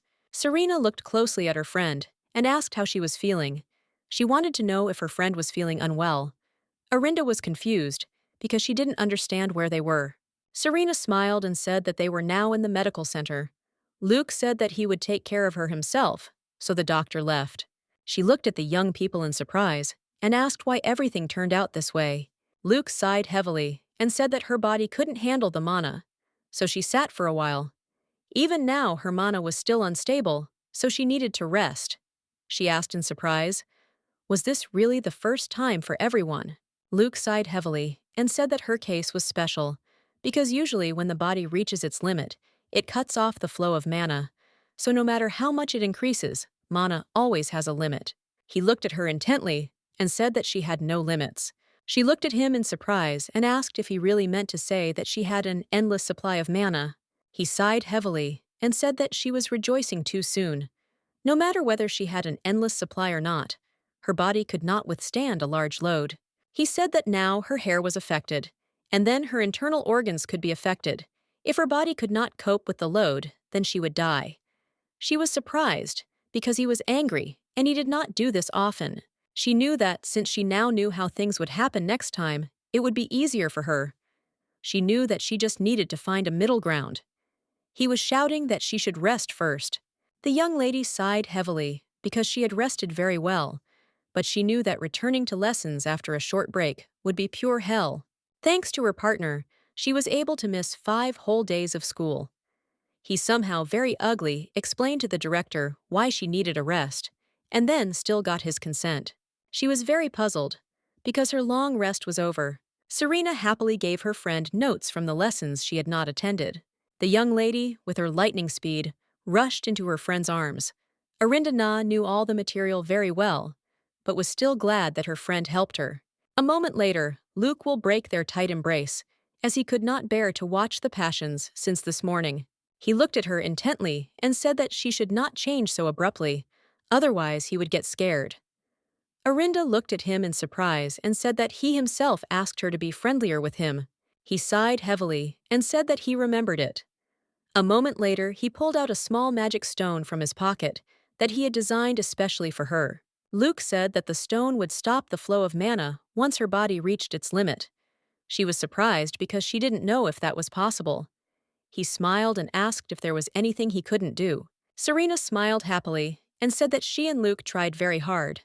Arinde was surprised and told her friend that she could have gotten hurt. Serena smiled and said that her mana had a limit, so everything was fine. She said that if something happened to her, then her friend would probably do the same. Luke froze in place of the author of the shock because he also made the stone. They chatted happily for a while, and after a few seconds, Reynold came up to them and called her to this lady. She smiled, looking at the young man, and said that they had not seen each other for a long time. Reynold looked at her worriedly and said that he heard that she was very ill. He asked if she was okay, or if everything was okay with her now. Arindi smiled and said that it was exactly like that, but she was already feeling much better. He smiled and said that it was very good, and also asked her to train more often. Then her immunity would increase. She knew that if everything continued like this, then her partner would start to dispute everything again. Luke looked at the young lady closely and said that the young man was speaking correctly. She was surprised that he agreed with the knight. He smiled and said that the body must be strong. Then in him and Mana more than a month, so she should concentrate on strengthening the body, and now she should train more often with the knight. She was shocked, because she saw that they simply all conspired. Reynold looked at the young lady intently and said that he was not going to put her through hard training, and she didn't need to worry. She smiled and asked if that was true. He said that it had been a while since her health had improved, so they could start with 5 laps around the stadium. The young lady froze in shock on the spot, as it was a great strain for her. Luke smiled and quietly told the young lady that he would make sure that everything was fair during the training, as it would be unwise to use magic in such a state. Arinda sighed heavily and told the young man that she had actually lied to him about something last time. Reynold looked at her intently and said that if she was talking about using magic last time, then he already knew. She was in shock, since Luke had told him about it. She knew he could tell her he didn't trust her anymore. But it was the opposite. She expected something completely different, but he seemed to be worried about her. He looked at her intently and asked what she was so surprised about. She asked in surprise if he really wanted her to run a lot of laps, knowing her condition. He looked at her closely and said that the lesson would start soon, so today they would limit themselves to 3 laps, and from tomorrow she would run from early morning, and at this rate they would be able to restore her routine very quickly. Reynold grabbed the lady by the hand and dragged her into the stadium. She was excited and shouted that if she ran so much, she would definitely sweat. Luke smiled and shouted to her that he would take care of the smell so she could run as much as she wanted. The young lady was shocked. She realized that her partner was the same as the prince. Luke, in turn, wished her luck with a joyful smile. After a hard workout, the young lady lay helplessly on her desk. She understood perfectly well that she would not be able to complete 5 laps. Serene looked at the young lady and said that Luke told her that wizards need to exercise because their stamina will improve due to this. So she agreed with him. Arinda looked closely at her friend and sighed heavily because she knew that she was very nice, and so she forgave her. A moment later, their class started. Madame told all her students that they had to put their books away because they had an unscheduled test today. She said that the test results would not affect the grade, and it was only necessary to evaluate their level, so they should not worry. The young lady, in turn, understood that this task was impossible for those who had just entered the academy. She did not think that the guys had a good chance. She wondered how she would write the test, but a moment later, she remembered that she was going to become part of the magic tower in the future. She realized that she needed to try to write the test as well as possible. The next day, Madame called the young lady and her partner and said that since she was the daughter of a duke's family, she was not going to let such a thing go unpunished. The madam was furious and shouted at the young lady that she should have a conscience and confess everything herself. Arinda looked at the professor and said that she did not understand what she was talking about. Madame looked at her with a dull expression and asked if she was really going to continue pretending. Arinda looked at Madame with irritation and said that if it was because of yesterday's test, then she didn't cheat. Madame said that since the young lady realized that she was talking about the test, then she did something wrong. Arinda looked at her in surprise and asked if she was trying to corner her.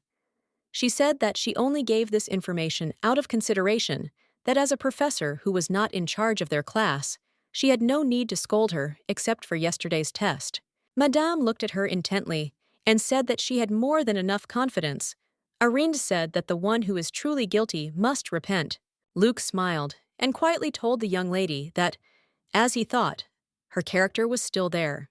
Madame looked at them intently and said that no one could know the correct answer except Luke. She didn't know how she could help but doubt, since the young lady had barely passed her entrance exams. The young lady looked closely at the results real Arinda had received, even before she was transferred to the villainess's body. She understood that the young lady was a terrible student, and she couldn't understand how she had even managed to get into the academy. Madame looked at the young lady intently and said that the young man had accepted her as a partner, and only he could know the answer, so she copied from him. Arinda said that if she had cheated, she would have been caught immediately because Madame used magic to find offenders. The young lady quietly called her partner and said that he had to say something. A moment later, the young man began to justify himself and tell his reasons. The young lady was shocked because he was talking nonsense. The lady sighed heavily and asked the young man if he was really trying to justify his actions with logic. She said that this would not work, and she needed real evidence. The young lady shouted that she could take the test again. A moment later, the prince entered their office and said that it seemed his bride was in trouble. Madame was shocked because she did not understand why the principal came to them. The guy said that it seemed to him that Madame was scolding his bride, so he decided to see what was going on. He asked if he could help Madame make sure of the young lady's innocence. Adam said that he could do it. The prince said that he knew that the young lady had been studying magic on her own after entering the academy. He said that she had a very strong talent, and he also personally saw her use a paralyzing spell. Madame screamed furiously, "I will bring that there is a possibility that he is lying to protect his bride." He looked at her intently and said that he could swear on the name of the emperor. For a moment there was dead silence in the audience. This oath could only be taken by members of the imperial family. If a person lied while taking this oath, he would die from pain shock. Therefore, the truth of the prince's words is undeniable. Otherwise, he would be writhing in agony right now. The madam looked at the young lady intently and said that since she had used such a powerful spell, it was proof of her strength. She apologized for the unfounded accusations. She said that they could settle for the young lady taking the test again after school. The young lady was shocked because she did not want to admit it, but the prince helped her. Walking down the corridor, Luke sighed heavily and said that his dinner was crying quietly to the side.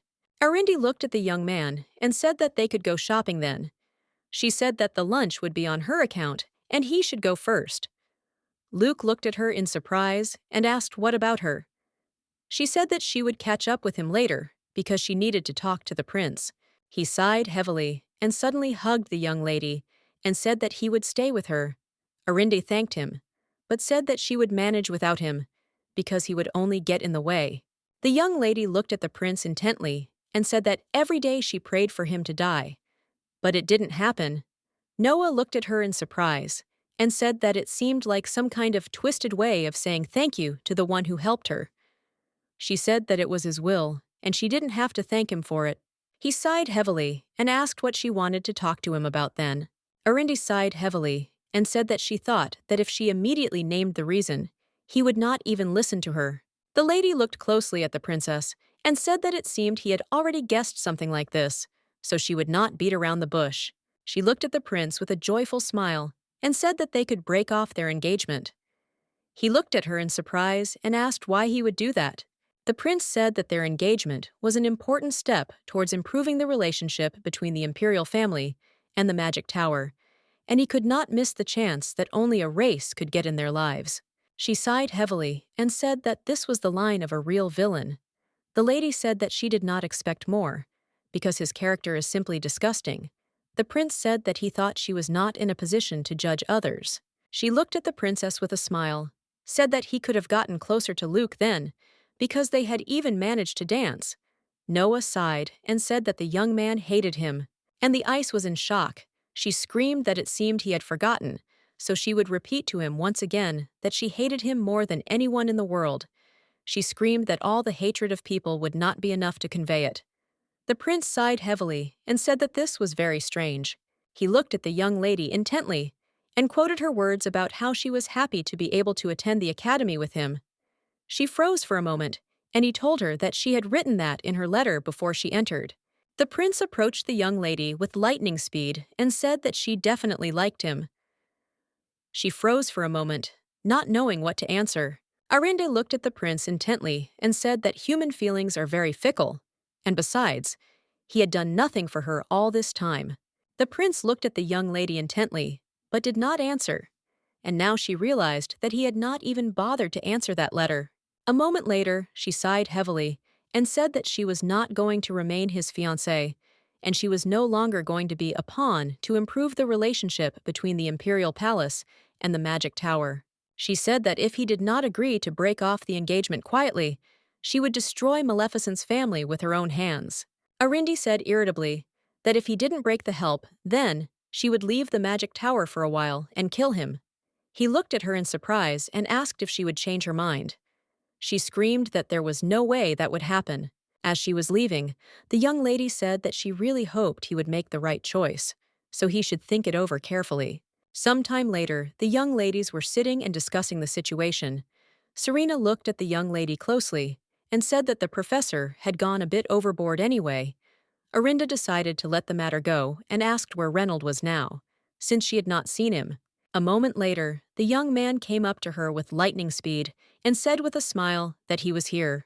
She looked at him closely and said with a smile that it looked like he had come in after his lunchtime workout today. A moment later, the young lady was taken aback and froze for a moment as she saw her partner. Luke used magic with lightning speed and helped the young knight cool down a little. Reynold looked at the young man in surprise and asked why he was suddenly so concerned about his side. Luke sighed heavily and said that he owed the young lady for bread. Sometime later, they again started talking about the professor's injustice towards the young lady. Serena knew that her friend had to stay and retake the test. Arinda smiled and said that the most important thing was that she was able to clear her name. Serena smiled and said that her kindness knows no bounds. Arinda smiled and said that she also wanted to say something about her friend. Luke sighed heavily, as he knew that not a day went by without this.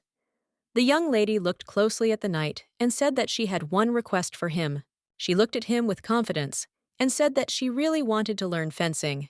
She understood that if she learned magic from her partner and fencing from the knight, the prince would not dare to touch her with a finger, so she just wanted to stand up for herself. Reynold asked the young lady if she wanted to learn basic self-defense skills. He was interested in whether she wanted to master the sword to a level that would allow her to win battles.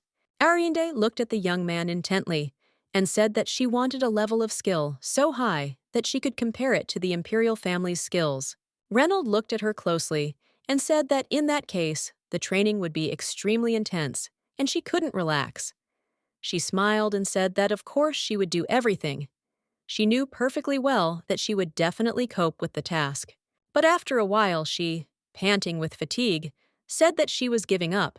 Reynold informed the young lady that the time was not up yet.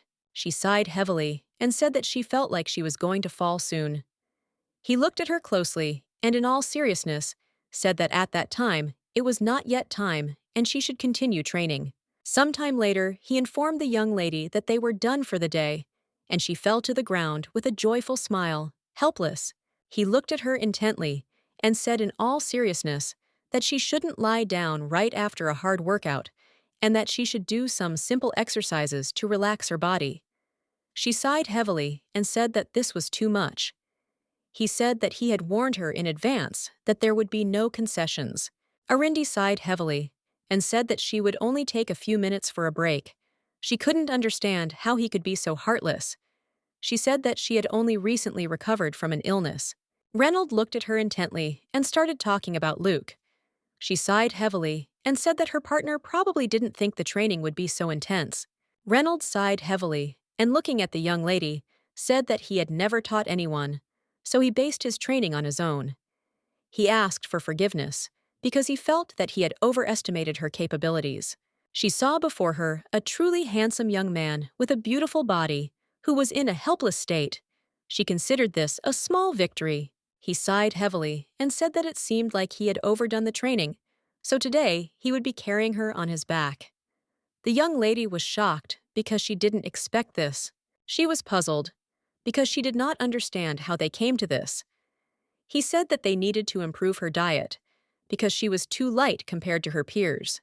Returning to the dorm, He said that she should definitely wash herself before going to bed. The young lady sighed heavily, but still agreed. The young man smiled and glanced sideways at the young lady as she hugged him tenderly. A month has passed since entering the academy. The main character and the prince have not crossed paths. Arende has freed herself from the shackles of the plot. In the original story, which she thought would never change, she could not know when the main events would begin, but she learned that this time he would not kill her so easily. She understood perfectly well that death could come in other ways. She could die from illness or from an accident. The young lady looked at her friend in surprise and asked why she didn't come into the office. Arind sighed heavily and said that she simply remembered how fleeting human life is. Serena smiled and said that it seemed that was why people tried so hard to succeed in life. She told her friend that if she thought that she could die at any moment and there was no point in doing anything, she could change that. Serena smiled and told her friend that she was not one of those people who would give up right away. Arinda, having been reborn this time, decided not to be idle, but to do whatever she wanted in order to die without regrets. Now that she had emerged from the shadow of death, what worried him most was that she would die again someday. It seemed to her that death had shaken her psyche greatly. With the speed of lightning, she rushed to her friend and shouted that she should concentrate on her studies. Luke looked at them in surprise and asked if they really needed something like this in the morning. Serena asked Luke if he had studied history diligently, because today was the exam. Arinda sighed heavily, because she knew that he didn't care about it, and she envied him. He looked at her in surprise and asked what she was talking about. Arinda sighed heavily and said that his career was already determined. He always looked at her with skill and said that hers too. Arindi said that she could be fired at any moment, and he was a potential head of the magic tower. She sighed and said that about her earlier, because she occupied the lowest position. He smiled and said that she was his partner, so no one would dare fire her. Luke took her hand with a smile and said that he had worked so hard to find a partner, so he would not leave her. She looked at him in surprise and asked what criteria he used to choose a partner. He said that he chose a person who could make him laugh, because she was very funny. As she entered the office, she sighed heavily and said that it was very strange. A moment later, everyone looked closely at the young people. The young lady sighed heavily and looked closely at everyone present, as she felt like they were paying too much attention to her. A moment later, Ginny Clinton, a lady, came up and said that she wanted to ask her something. Ginny said that she would like to invite the young lady to her study group. Arinde was surprised, because she did not expect this. Ginny told the lady that she had done a great job with this task last time, and that she had answered the professor's questions well. She said that she had entered the academy on a scholarship, and that the other guys were no slouch either, and that they would not drag the young lady down. She said that there are also guys from Class C in the group, so exchanging information will definitely help with their studies. Ginny smiled and said, "Young lady," that her fiancé was also considering joining their group. The young lady's face changed when she heard about her fiancé and asking for forgiveness, said that it seemed she would not be able to join their group. Ginny was surprised by the refusal and asked the young lady if she could find out the reason.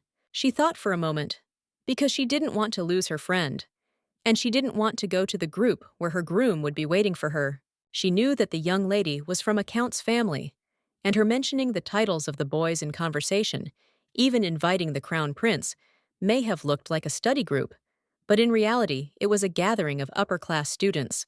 She smiled and thanked her lady for the offer she had given her, but also said that she and the boys had already agreed to study together. The young lady was a little surprised and upset.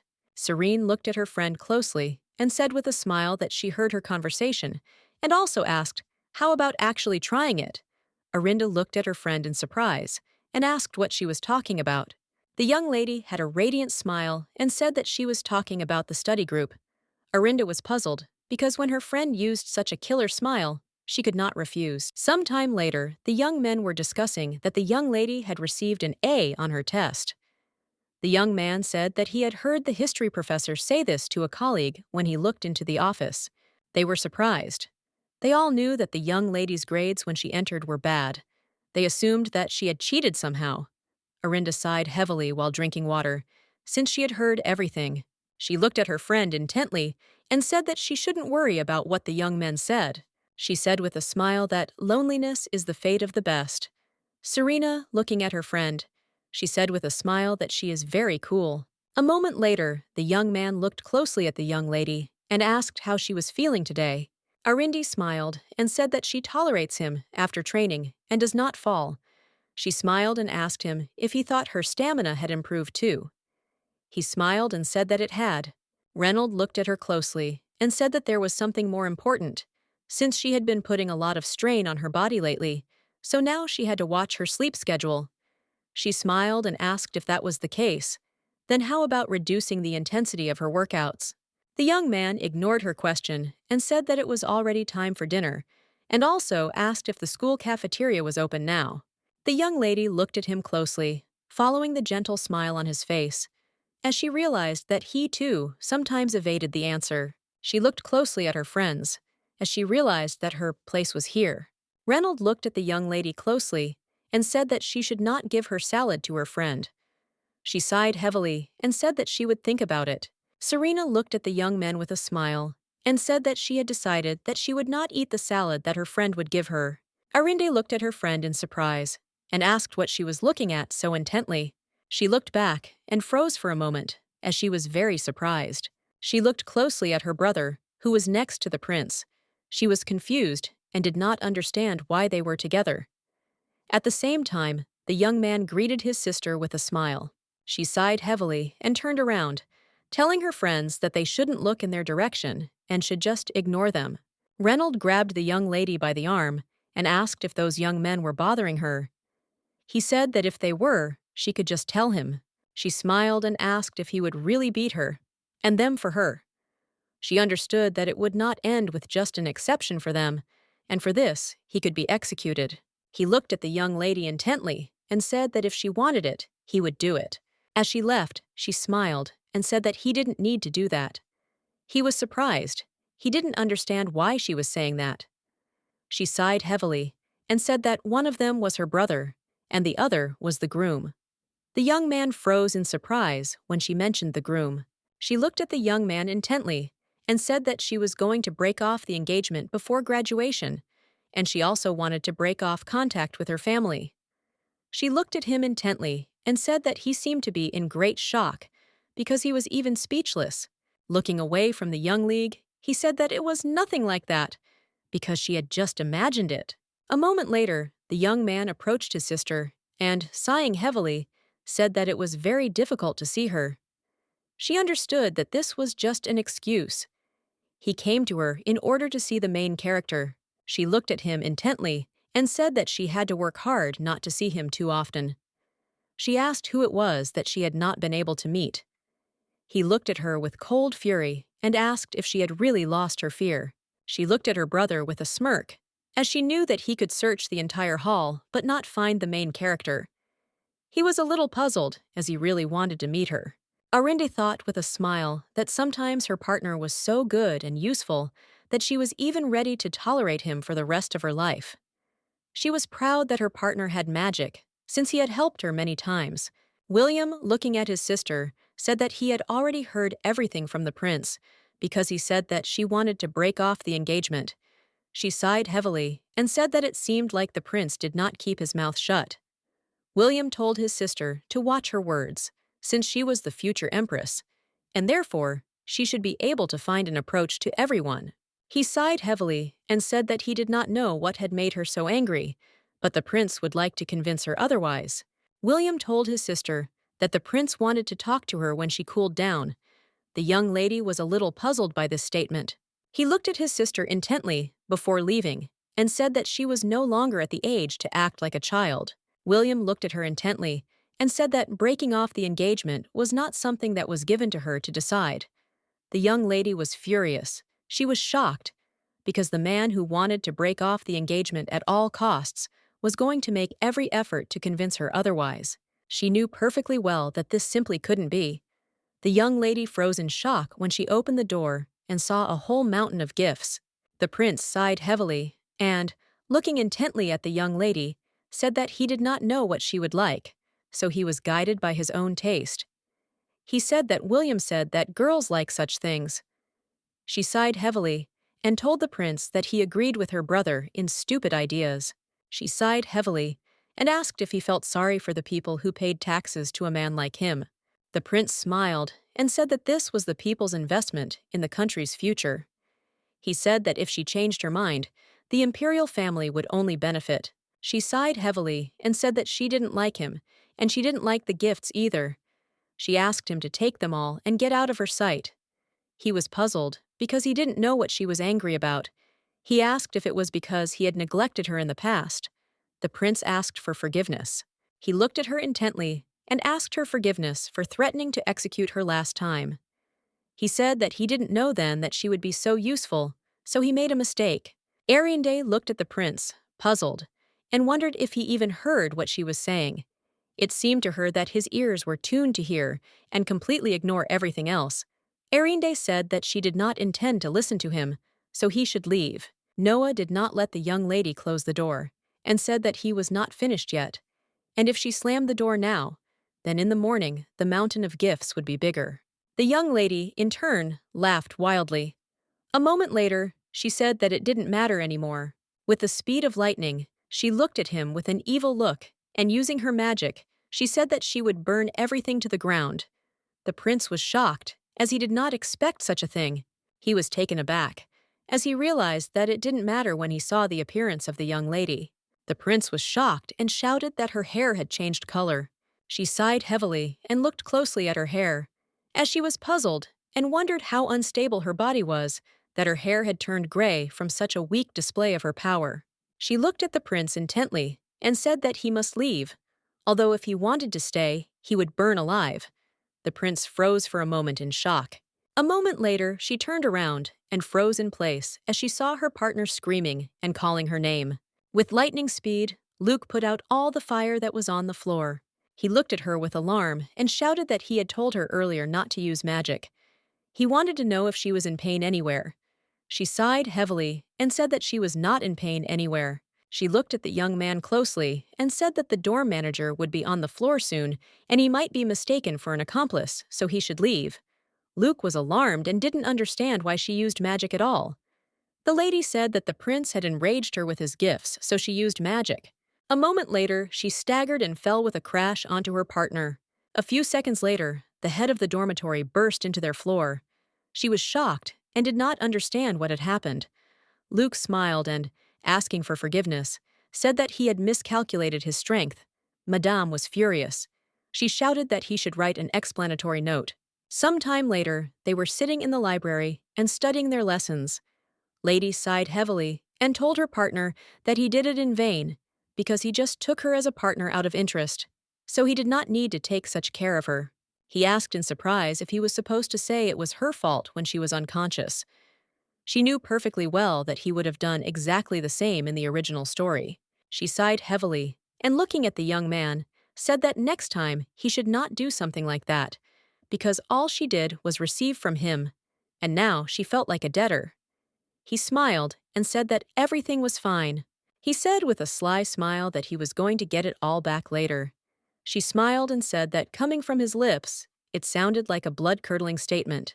Serena looked at the young people closely and said that they should concentrate as it was study time. Luke looked at everyone present with a smile and said that he was not hinting at anyone, but there was only one person here who needed these classes. Reynolds slowly pushed the book towards the young lady and asked her to look at one question. Arindi looked at the young man with a smile, as it seemed to her that he had decided to become a master of sports in ignoring Luke. It was difficult for her to judge any of the guys based on the original story. The hidden sides of the guys were already slowly being revealed. She knew that perhaps the fact that the guys liked the main character would soon even come to light. She really wanted Reynolds to fall in love with Serena, since he had the power to make her life happy. Arindi smiled and said that she thought the young lady knew the question better. Serena looked at the young man with a smile and asked what question interested him. Arindi looked at the young people. She wanted them to talk to each other. She knew that the young man was very good, and she could trust him with her most intimate thoughts. Luke quietly asked the young lady if she wanted to run away. He said that she already knew all this and so they could spend their time wisely learning how to control mana. He also noticed that she was trying to lead the young people on. Luke smiled and said that if they left them alone, the chances would only increase. The young lady thought for a moment, as she realized that he was very advanced in this. A moment later, she nodded and agreed with him. The young people looked at them in surprise, as they saw a glow from magic. They looked at them in bewilderment. Luke, with a sly smile, said that it was time for them to leave. A moment later, with the help of magic, the young people were transported to the library. The young lady sighed heavily and said that her friend would be angry. She knew that her friend was kind, but because of this, she could be convinced. She told her partner that he was just a snake and a tempter, because he persuaded her. Luke looked at the young lady in surprise and said that she was usually very brave, but for some reason, she was timid when it came to her friend. She smiled and said that she liked the young lady very much, and it was natural to feel at a loss in front of the person you liked. Luke smiled and asked what about her fiancé, since he was currently crazy about her. The young lady was furious at his question and asked with a smile if she should hit him. Luke looked at his friend in surprise and asked what was so special about the young lady. Arinda smiled and said that her friend was very beautiful and kind. He sighed heavily and said that there were many such people in this world. She smiled and said that no one could compare to her. He looked at her intently and said that she was wrong. Luke walked up to the young lady with a smile and said that there was a girl and she was right in front of him now. The young lady froze for a moment in shock and surprise. He smiled slyly at her and said that she was beautiful too. She was shocked, didn't understand what was happening, and wondered if he had eaten something wrong. She sighed heavily and said that it wasn't so, and she couldn't compare to her friend. Luke couldn't help but laugh wildly.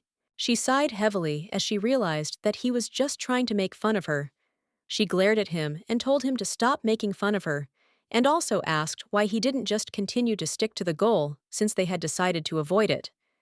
He smiled and said that he wasn't joking. A moment later, the young man came closer to her and stroked her head with a smile. She was shocked and asked what he was even doing, since he had tangled all her hair. Luke slowly walked closer to her and said that the mana had stabilized sooner than he expected. He stroked her head tenderly again and said that now they could train hard. He smiled and said that she should continue to work hard, and if she learned everything, it would be very useful to her in the future, because he really wanted to have a capable subordinate. She smiled and said that he could rest assured. Arinde looked at the young man intently and asked how he knew she was using high-level magic when they first met.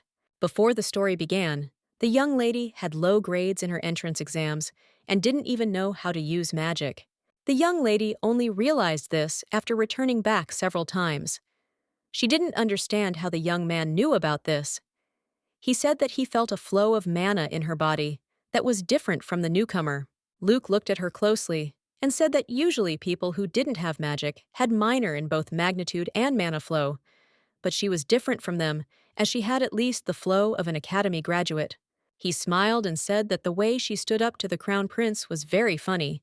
She sighed heavily and said that if this was really the reason why he took her as his partner, then the result of his choice was really insignificant. He smiled and asked how it was insignificant, because thanks to her, his life had become very interesting lately. He smiled and said that for such fun, it would be nice to even continue cleaning the corridors in the future. The young lady was a little puzzled and embarrassed. She told her partner that she could put the necklace on herself. He smiled and said that he had already done everything. She was puzzled because she knew the atmosphere between them was strange. But he did other things too. He smiled and said that they could do what you planned to do last time. He said that this time everything would be very good. She didn't need to worry. She looked at the young man intently and said with a smile that they could begin then. A moment later, the young lady began to concentrate her mana. Luke looked at her carefully, not taking his eyes off her, studying her every move. He told her that she should act slowly. Luke looked at her closely and said that she should do it a little longer. But a moment later, he was taken aback and cried out as he saw that she was losing consciousness. With lightning speed, he cast magic on the young lady. He looked at the young lady with a happy smile and said that she had done a very good job. Pulling her cheeks, he said with a smile that she did well for coping. The young lady smiled radiantly in response. Luke froze for a moment in surprise and embarrassment as he was taken aback by her smile. A moment later, they heard the bell ring, the young lady saying that it was time for them to go back. They slowly took each other's hands. He looked at her intently as he remembered that she had said that it was natural to feel lost in front of the person you liked. He sighed heavily, as now he seemed to understand what she was talking about. Arinde looked at her friend closely and said that she seemed to be very angry. She smiled shyly and said that she should not have given in to the young man's speech. She sighed heavily and said that she was just trash that no one needed. The lady was shocked by such words of her friend. She sighed heavily and said that she was really upset because they had run away and left her alone with the young man. She was puzzled by the fact that she still felt uncomfortable being alone with him. Arinda smiled and said that next time she would never do that. She swore with Luke's wrist. A few seconds later, Luke approached the young lady and asked why she suddenly lost his wrist in their conversation. Luke looked at the young lady closely and asked why she was still angry. He said that they had more important things to do than study, because they already knew all the material, and the young lady also agreed with him. He looked at her intently and asked why she was silent. Arinda was taken aback, not knowing what to answer. Luke said that she definitely wanted the young people to be alone. She, with the speed of lightning, shut his mouth.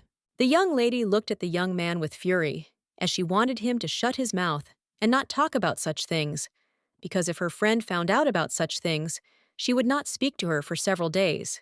Arinde smiled and said that, thanks to this, they made something 100 times more productive place of study. Serena looked at them in surprise and asked what they were talking about. Luke smiled and said that the young lady's mana had completely stabilized, and she had now found a suitable level that would not harm her body. Serena asked her friend, with a happy smile, if she would no longer faint. She wanted to know if she would still have her old hair color. Luke slowly walked up to the young lady and said that the time changes would only occur if she used magic that had reached its limit. He looked at her intently and said that as soon as the magic stopped, everything would go back to normal. He glanced sideways at everyone present as they kept their eyes on the young people. A moment later, he handed her her small necklace and said that he had injected her with the amount of mana. As long as she wore the necklace, she would not go beyond the limit. Serena said with a smile that she would put the necklace on the young lady. She looked at the young man intently and asked how much her mana limit had increased compared to before. Looking back, he asked the young lady if he could say it here. She saw nothing wrong with the question and said that he could just say it here. He looked at her intently and agreed. Everyone looked at the young people, waiting for an answer. He said that, unfortunately, there is not that much of it. Luke sighed heavily and said that if she raised her level to the limit, she would be about the same level as the lowest-ranking mage in the Imperial family. Serena was a little puzzled, because she knew that it was not that much. He sighed heavily and said that by his standards, it was not that much. Luke said that in her case, her body had no limits, so her ultimate capabilities increased several times compared to other people. She looked at him closely and said that he didn't have to bother with specific examples. He smiled and asked if she meant that he was very kind. She didn't understand why he smiled at her so sincerely. Luke looked at everyone present and said that the lesson was about to start, and they should get rid of their unnecessary curiosity and start preparing for the lesson. He quietly approached her and whispered that he was not a wizard of the Imperial family, but a wizard of the Magic Tower. He quietly said that she had a fairly high level among all of them. She was surprised, did not understand why he had said completely different words before. He smiled and said that if he hadn't reported it right away, it would have caused her unnecessary trouble. She sighed heavily and asked if he thought she had enough of them now. He sighed heavily and said that he hated anything that caused trouble. A moment later, he grabbed the book and looked intently at the young lady. She looked at him in bewilderment, as she did not understand what he wanted to tell her. Serena looked at them and said that it was very strange. Arinda looked at her with bewilderment and asked what she was talking about. She looked at the young man intently and said that it was not that important. The story of her magical abilities spread throughout the academy. The young man approached the lady with a smile and said that he wanted to ask her something. Luke sighed heavily and looked closely at everyone present. A moment later, he used his magic and created a small dome that protected them from outsiders. Luke said that no one but them would be able to pass through the barrier. The young lady looked closely at her partner and asked him with a smile what he thought about this situation. He sighed heavily and said that ordinary people live such a simple life. He said that if he had known that it would be like this, he would have simply said that she had the level of an academy graduate. Reynolds looked at the young lady closely and said that it was difficult to talk to her these days. She sighed heavily, as she knew that they couldn't even study properly. The young lady sighed heavily and told her friend that she felt as if she had been kidnapped. Reynolds looked at the young lady intently and said that recently, when he was training, young people would sometimes come to him. Now he understood what the reason was. The young lady realized that the situation was quite serious. Luke sighed heavily and said that his misjudgments had caused the young lady a lot of trouble. Reynolds asked the young men in surprise what they were talking about. Serena said that Luke had mentioned to the boys that the young lady's mana was comparable to that of the imperial family's wizard. He looked at them in surprise, not understanding what this meant. She smiled and said that it was the same as saying that her swordsmanship skills were on par with the knights of the imperial family. Reynolds froze in shock for a moment. The young lady sighed heavily, and she knew that he understood everything at once. Reynolds looked at his friend with a smile and said that she was a much greater person than he had imagined. Luke looked at the young man in surprise and asked, "What about him?" Reynolds casually told the young man that he was not interested in him. Luke sighed heavily and said that for this reason he did not like swordsmen. Reynolds looked at the young lady and said that since she had outstanding abilities in magic, it would be worthwhile to bring her fencing skills to the same level. The young lady was shocked by his statement and shouted that she did not need it. She knew perfectly well that he was just a fool who knew nothing but fencing, a typical secondary hero who didn't care about the opinions of others and gave priority to his own thoughts, a person who had to see things through to the end. In simple words, he was a stubborn ram. At one of the training sessions, a young lady with tears in her eyes told her coach that of course she liked him, but she thought it was wrong. He said that if she talked, everything would be more difficult. She was shocked and screamed that he was just heartless. She was shocked, wondering what kind of wealth and fame she was doing all this for, because in the original story, he told her that the main character would protect her all her life, and now he made her run with sandbags around her feet. She understood that a friend and a lover were two different things, but she was still alarmed by the fact that her friend felt uncomfortable around the young man. She wondered what he thought about her friend. She sighed heavily, as she knew that if only she could read other people's emotions, the problem would be solved. The young lady knew that right now her friend was unable to determine who liked her, since she could read emotions in detail shortly before graduating from the academy. A moment later, the young man shouted and called the young lady, and with lightning speed he grabbed her as she was about to fall. He looked at her in surprise and asked what she was so deep in thought that she didn't even hear him calling her. She thanked him. He sighed heavily and said that they could take a little rest. He looked at her intently and asked why she was laughing. She smiled and said that she simply realized that he too was human. He looked at her in bewilderment and asked what she was talking about. Arinda smiled and said that he always looked calm while running, but looking at him now, she saw that he was covered in smog. The young lady slowly reached into her pocket for the handkerchief that Serena had given her earlier. A moment later, she said that she was going to the handkerchief and informed him that, alas, she was rubbing it. The young man froze for a moment, as he did not expect such a thing. Reynolds said he could wipe it on his sleeve, and it would be all right. She sighed heavily and said that he had removed the entire sandbag from her earlier, so she wanted to help him. He asked in surprise if she really always had a handkerchief ready. She smiled and said that was exactly the case, since her friend had recently given it to her. Then the young lady said that there was an exam soon, and she would not be able to go to the pigs for training, so she handed her handkerchief to her. Arindy smiled and told the young man that he knew how kind the young lady was, but she still woke her up every morning so that she would not be late. He smiled and said that it seemed like she liked to sleep in the morning.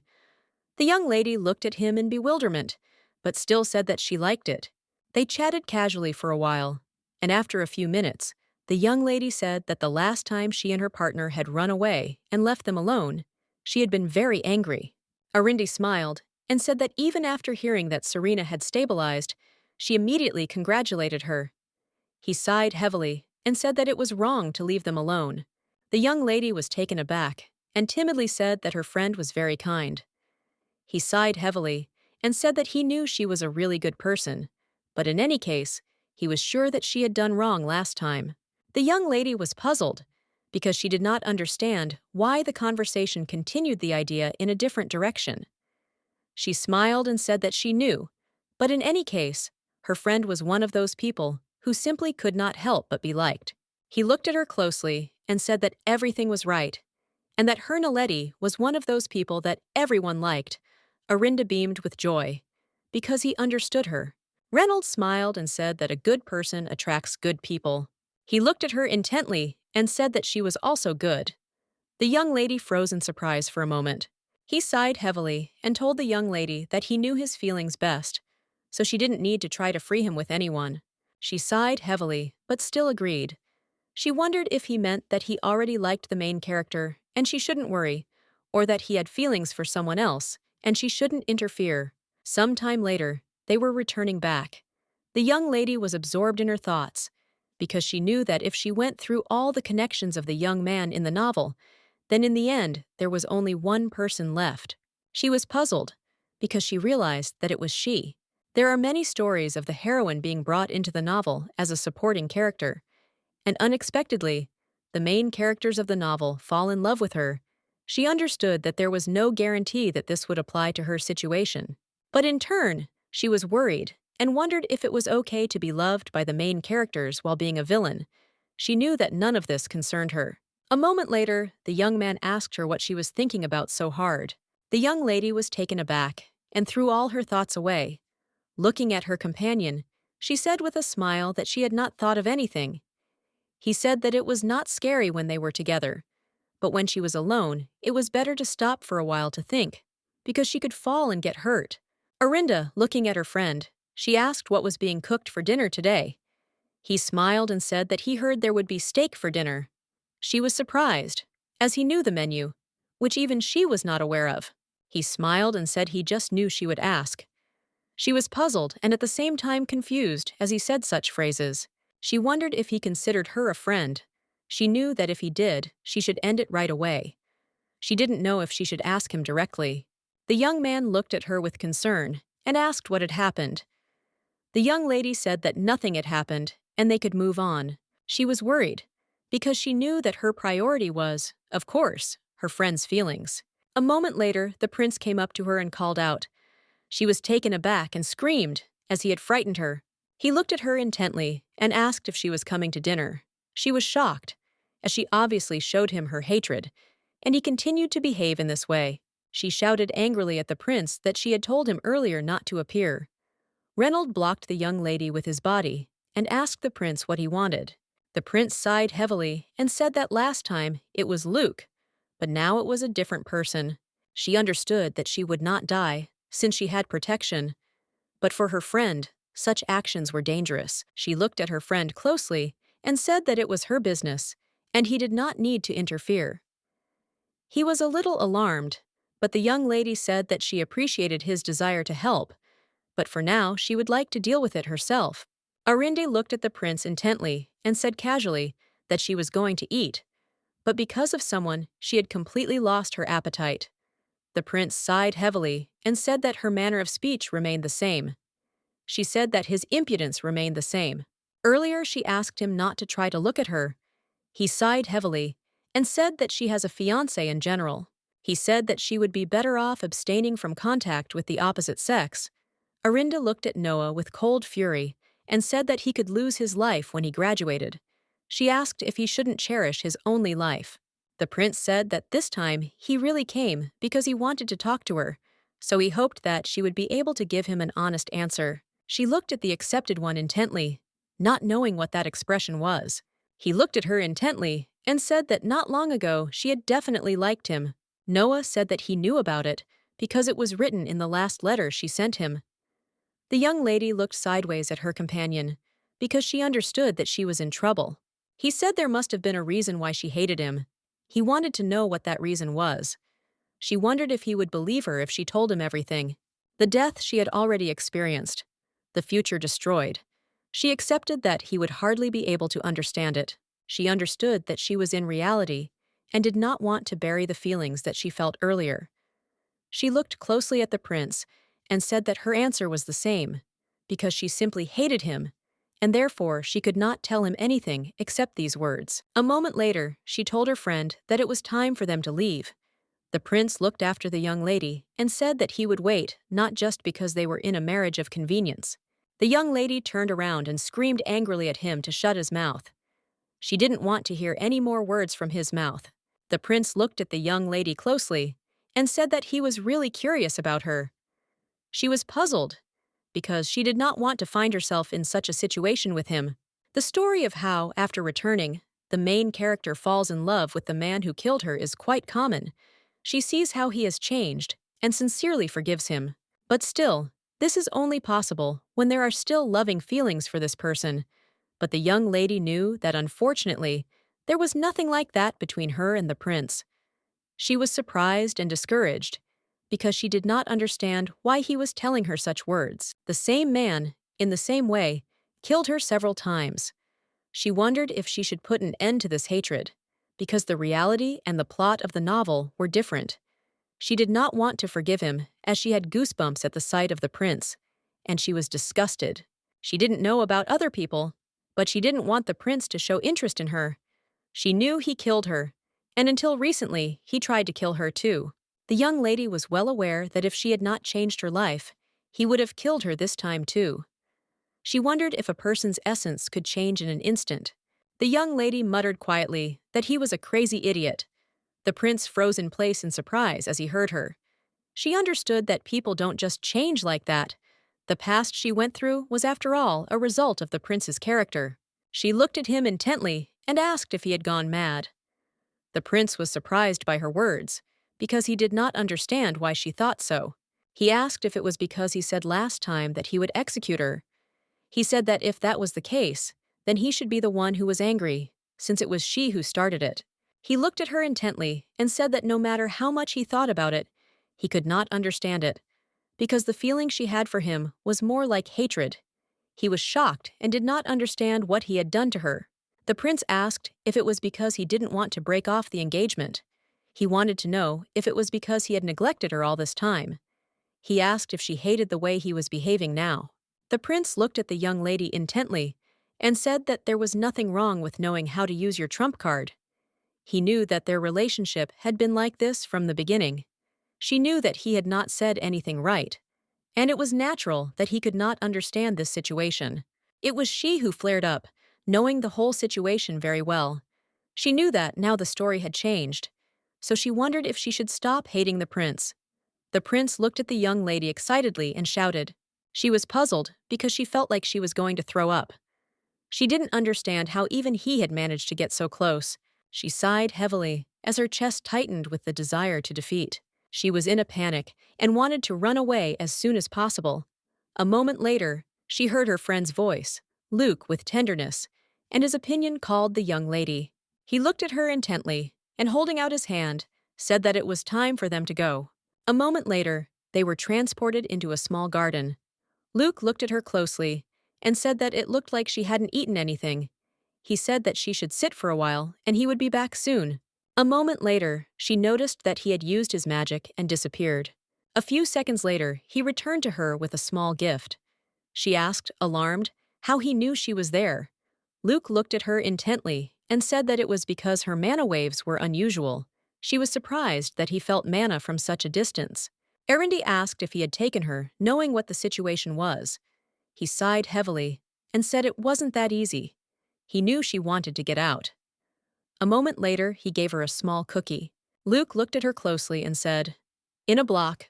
Unfortunately, wizards can't control their magic when stress reaches its peak. He said that it seemed like she didn't know what state she was in a while ago.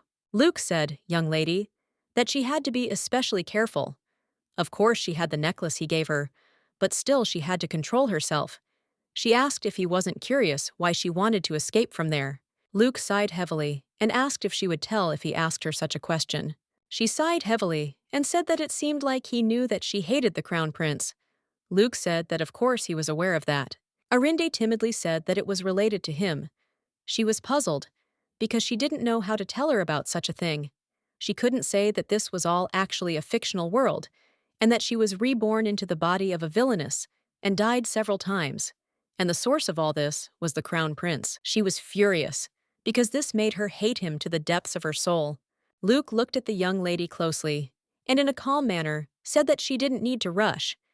She sighed heavily and said that there was a reason why she hated him, but unfortunately, she couldn't reveal it. Arinde sighed heavily and said that this might all sound strange, but right now, what caused it had not yet happened. She was puzzled, because she knew that he would change, but now he said that he was interested in her, but she hated him to death. But, unfortunately, she could not answer his question. Why was he unpleasant to her? She sighed heavily and said that she suddenly wondered if she was doing the right thing by expressing hatred towards him now, because she knew perfectly well that he hadn't done anything to her yet. Luke looked at her closely and asked if that was such a reason that even other people might think that he deserved this hatred. She looked at him intently and said that if people believed her words, then everything was so. He looked at him intently and asked why she doubted it then. Luke said that the prince was the one who kept pestering her all the time, although she had said from the beginning that she didn't like him. He didn't understand why she should put up with that. She sighed heavily and wondered why she had to endure this. She knew that he had no hesitation in killing her, even when she had not mocked his lover. He looked at her closely and with a soft smile said that she could do whatever she wanted, because even if she did something she shouldn't do, he would believe her. The young lady froze for a moment, not expecting to hear something like that. He smiled and said that therefore she should not be confused. Taking this opportunity, she should choose one thing. He smiled and said that if she continued to rush from side to side in the same spirit, it would only be hard for her. She thought for a moment, as he was suggesting that she trust her heart and do it the way she wanted. She knew that what she was doing now might be wrong, and maybe she shouldn't have done it. Arinde knew that she couldn't stand it any longer and be happy to become a bad person. Arinde looked at her friend with a happy smile and thanked him, because with his help she put her thoughts in order a little. Luke looked closely at the young lady and said that she did not need to try to cope with everything. Luke looked at her closely and said that she could just ignore the prince. He didn't understand why she kept accepting requests, the prince, to talk.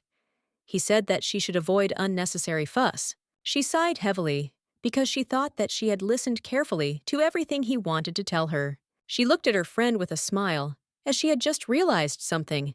She knew that Luke needed her, and she needed him very much.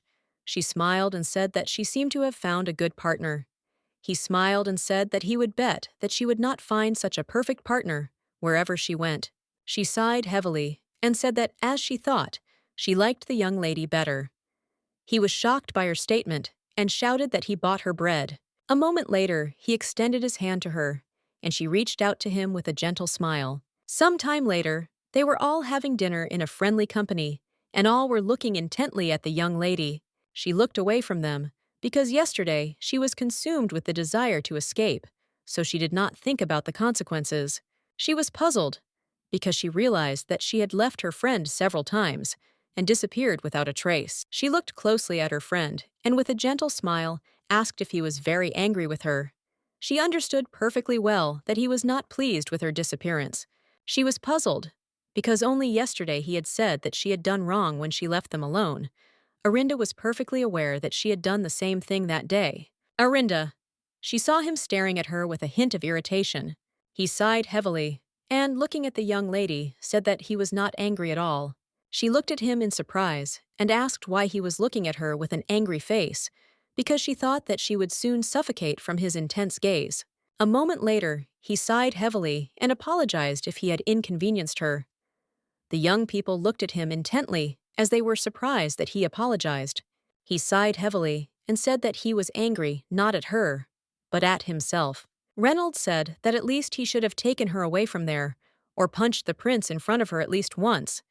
The young lady was alarmed by his words. She screamed that his opponent was not just anyone, but the crown prince himself.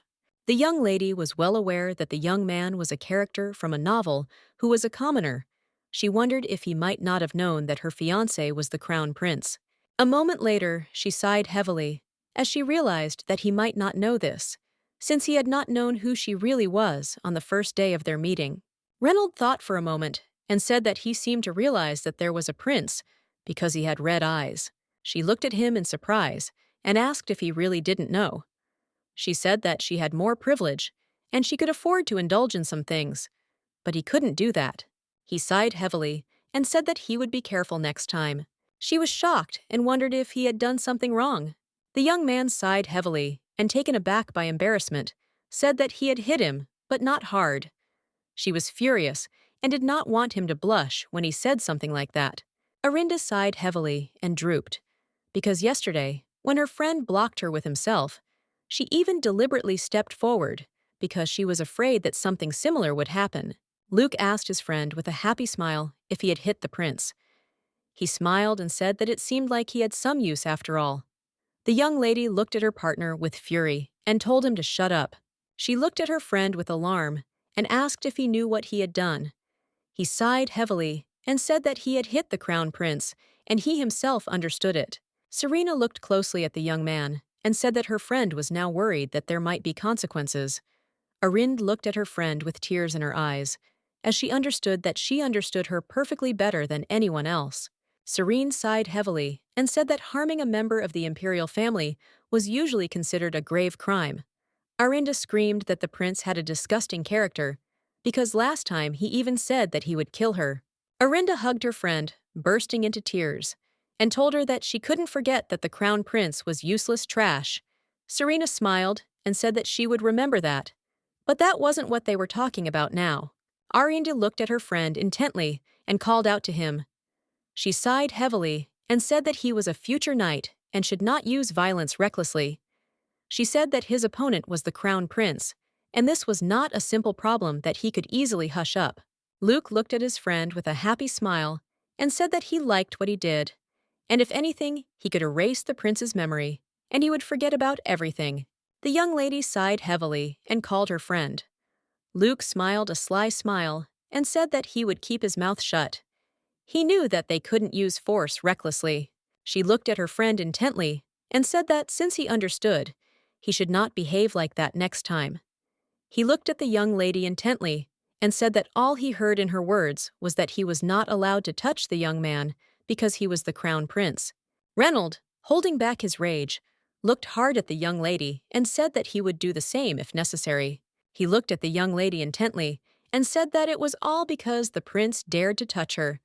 The young lady froze in place, which she knew was entirely her fault. Arinde knew that receiving sympathy beyond mere affection could harm everyone. She raised that a similar situation like today could happen many more times. She knew perfectly well how everything was supposed to happen, so if they made a mistake, she would think that everything was ruined. She knew that she had to find the best solution so that the guys would not suffer because of her. The young lady looked intently at her friend and called out to him. She sighed heavily and thanked him for his help. A moment later, she looked up and, looking at her friend, said decisively that if the crown prince was crushed, it would be by her personally. Some time later, they were sitting in the library and studying. Serene looked at her friends closely and asked if they were going to study for the exam. Arinda looked at the young lady warily as she saw her threatening smile. She looked at her friend intently as she wanted him to immediately turn his gaze to the textbook. She looked at her partner because she understood that he had simply sold his ingenuity and was now doing something else. She knew her friend couldn't say any harsh words to her partner, and even now she continued to glare at him. Arinde looked at the young man intently and called him irritably, telling him to put down his pencil immediately and get to work on his studies. He sighed heavily and said that he didn't need to study. She said that he was sitting here anyway, and he needed to do something. He sighed heavily and asked who she thought was the one who had put up the barrier and kept the other kids from getting in their way. She smiled and said it was just a barrier, and she could have made it herself. Luke said that the barrier that completely separates space is magic that can only be learned in the magic tower. Arinde looked at the young man closely and said that in that case, he could show her the formula, because he had said earlier that he would teach her magic that could only be learned in the magic tower. They argued for a while about whether she could master this magic in a short period of time. But after a few seconds, Luke gave in and showed her the formula. He sighed heavily and asked if it was enough for her. A few seconds to remember everything. Her face was a little puzzled. She knew that it was enough. She looked at him intently and asked if he would have nothing else to do, if he would study. Luke looked at her in bewilderment, as he did not understand why she said such a thing. He said that her words made him nervous. The young lady smiled slyly and said that it was because she was going to do it. A moment later, she used her magic and a dome rose above them. She understood that they should not underestimate her memory, because she was actually a person who had memorized an entire novel. Everyone was amazed, because they did not expect that she could do something like that. Luke looked around the dome in surprise, as he didn't understand how she managed to do something like that. She smiled and said that she did it all with her great skills, so he could now learn from her. Luke turned around in surprise and asked if she was really talking to him about studying now. He said that he had never seen such a person before in the living magic tower. A moment later, Arindi shouted at him to sit up straight and start studying. She said that he should open the book, stand up straight, and write evenly. The young lady looked at him with a sly smile and said that all other conversations would take place after school. A moment later, she looked at her friend closely and asked if she was okay. Serena looked at her friend with admiration and said that she was very cool. The young lady, with the speed of lightning, told her friends to keep quiet and concentrate on their studies. She looked at them closely, as she thought it would be a good idea to tell the boys a little about the expected exam questions. She knew that it would help her a lot, as they had already failed several times. She looked closely at her friend. As she really wanted to help him, she smiled and said that she would make their notebooks with possible exam questions for them, so they should read everything very carefully. Serena, looking at her friend, said that she would be only glad, but the young lady's arm would hurt after that. She smiled and said that everything would be fine, and Luke would help her. Luke looked at his friend with concern and said that it hadn't been long since her mana had been restored, so she shouldn't overdo it. She was surprised and alarmed, because she did not understand why he had removed her dome. A moment later, she noticed that he was handing her a book. He looked at her intently and, showing her the book, said that this was his hostage. He smiled and said that she had said earlier that they would talk after group classes. The young lady followed her friend slowly and told him that their lesson would start soon. He smiled and said that it was not the first time they were late. Luke looked at her intently and asked if the lesson was more important to her than him. She sighed heavily and asked why he was asking obvious things, because if they were late, they would be running laps around the stadium again. He smiled and said that if she wanted, he could use memory-erasing magic. Arinde was a little surprised by his statements. She understood that he could do it easily. He looked at her intently and said that if she didn't know before how to make this barrier, there was only one explanation for it. She was able to remember everything in the shortest possible time. He looked at her intently and asked excitedly where she got this ability from. She looked at him in surprise and asked why she suddenly had to explain to him why she was smart. He sighed heavily and said that she was right, but it was a little upsetting. Luke slowly handed her the book and said that if she had such a talent, she should have told him earlier. She was surprised, did not understand why she should do this. He looked at her intently after a few seconds of silence and said that it would be even more fun that way. She looked at him in bewilderment, as she did not understand what he was talking about. He shouted that if she had such a talent, then she should have immediately told her partner about it. He asked if she had heard of such a concept as trust. The young lady was shocked by his statement and asked what he was talking about. She screamed that she was not born for his joy. Luke was taken aback and said that was not what he had meant at all. With lightning speed, she turned around and said that it turned out they were late, so she would leave. A moment later, Luke grabbed her hand. She turned and said that his excuse would listen during the break. A moment later, he looked at her intently and asked why she was standing there. After some time, they were already in the auditorium. Serena looked closely at her friend and said that she returned very quickly.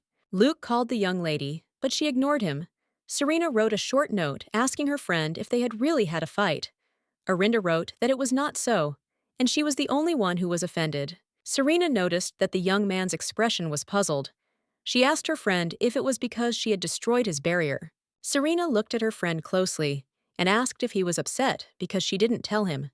Arinde wrote that she didn't hide it, and if she really wanted to hide it, she wouldn't have touched his barrier from the beginning. The ladies were slowly texting each other while the professor was giving them a lecture.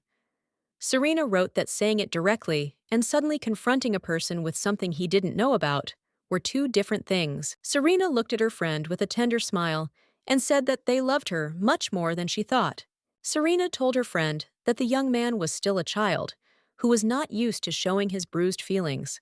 Serena told her friend not to be too upset by her words, because the young man was just a little mistaken. A moment later, the young lady noticed a note from his partner. He wrote that, after fencing training, she should come to the room for magic lessons, because he promised that he would teach her the magic of the magic tower. Arinde was a little surprised, because he had not taught her magic all this time, and now he had a desire. He wrote that he thought she was not yet at the level to study magic. Serena looked closely at her friend and said that it would turn out that she was already used to fencing training, because before that, it was difficult for her even to hold a fork in her hands during lunch. The young lady said with a happy smile that it seemed like her body had already gotten used to it, because recently, if she didn't do any sports, her body ached. Reynold looked at her intently and started talking about intense training. The young lady said with a smile that, taking back her words, if she increased the level of training now, she might just pass out then. He looked at the young lady with a gentle smile, because he knew that she could handle it and wanted to help her do so. She looked at him intently with a joyful smile, because she understood what he wanted to tell her. Luke looked closely at the young lady and said that after training in fencing, she decided to practice magic. Reynolds sighed heavily and said that he understood everything and continued eating. Luke looked at him in surprise and asked if he was just going to continue talking and not say anything. Reynolds looked at the young lady and said, whether it was magic or fencing, he was not going to interfere with the young lady's training. He knew very well that it was all part of the training. He smiled gently as he looked at the young lady and said that the main thing was that she would be able to improve herself, and that was enough. She asked, was he really going to charm her? Serena looked at her friend worriedly and asked if after fencing training she would go to study magic again after having dinner. The young lady smiled and said that everything was fine. Arinde knew that everything would be okay, since she had lived through a tougher school life in the past. Smiling, she told her friend that after she finished her chores, she would help her study too. Arinde smiled and said that, on the contrary, she enjoyed spending time with her friend. The young lady looked at her friend with joy and said that she actually really enjoyed spending time together too.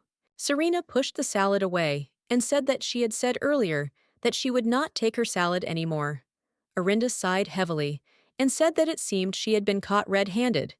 Lady smiled and told her friend that she should not be picky and should eat well. Serena looked at her friend closely and said with a smile that, when she was done studying magic, she should come to her room so that they could study together. Luke looked at them with a sly smile and asked if he could come too.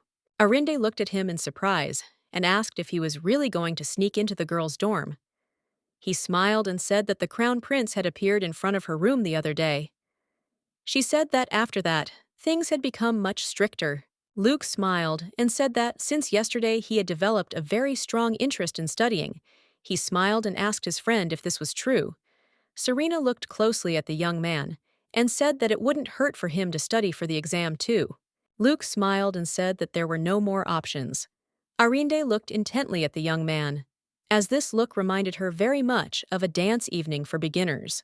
She sighed heavily and said that she felt a bit uneasy at the moment. Some time later, the young ladies were very much puzzled and surprised. She realized that her experiences had become her reality. Luke greeted his friends with a joyful smile. Arinde sighed heavily and wondered if this was true. Luke smiled and asked if she really wanted to touch his body. She was shocked and shouted that he had really gone crazy. With lightning speed, she closed the door in front of them. The young men shouted to their friends that they should open the door faster. Arinde asked her friend if she should open it for them. The lady sighed heavily and said that their efforts were admirable.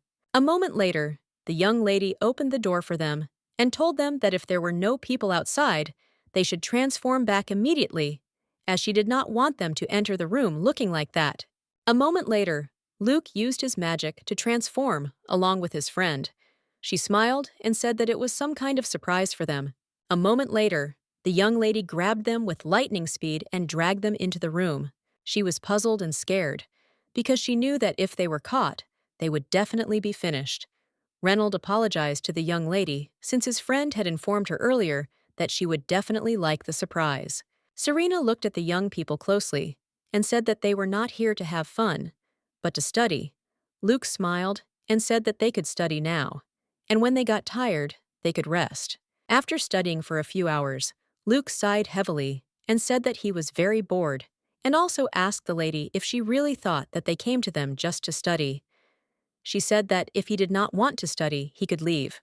The young man was puzzled. He said that it seemed like his partner was really heartless. She sighed heavily and said that it seemed like he was a partner she picked up off the street. Luke looked at his friend closely and asked if he thought that was too categorical of her. Reynold, in turn, did not answer his friend. Luke looked at the young man in bewilderment and wondered if he was asleep. A moment later, the young man fell onto the table with a thud. Serena told Luke to move the young man to her bed. He felt, sighed, and wondered if they could just send him to the dorm. She pouted and said that if he suddenly woke up, he would be confused. Luke slowly dragged the young man to bed and muttered under his breath that he would be even more confused if he woke up in someone else's bed.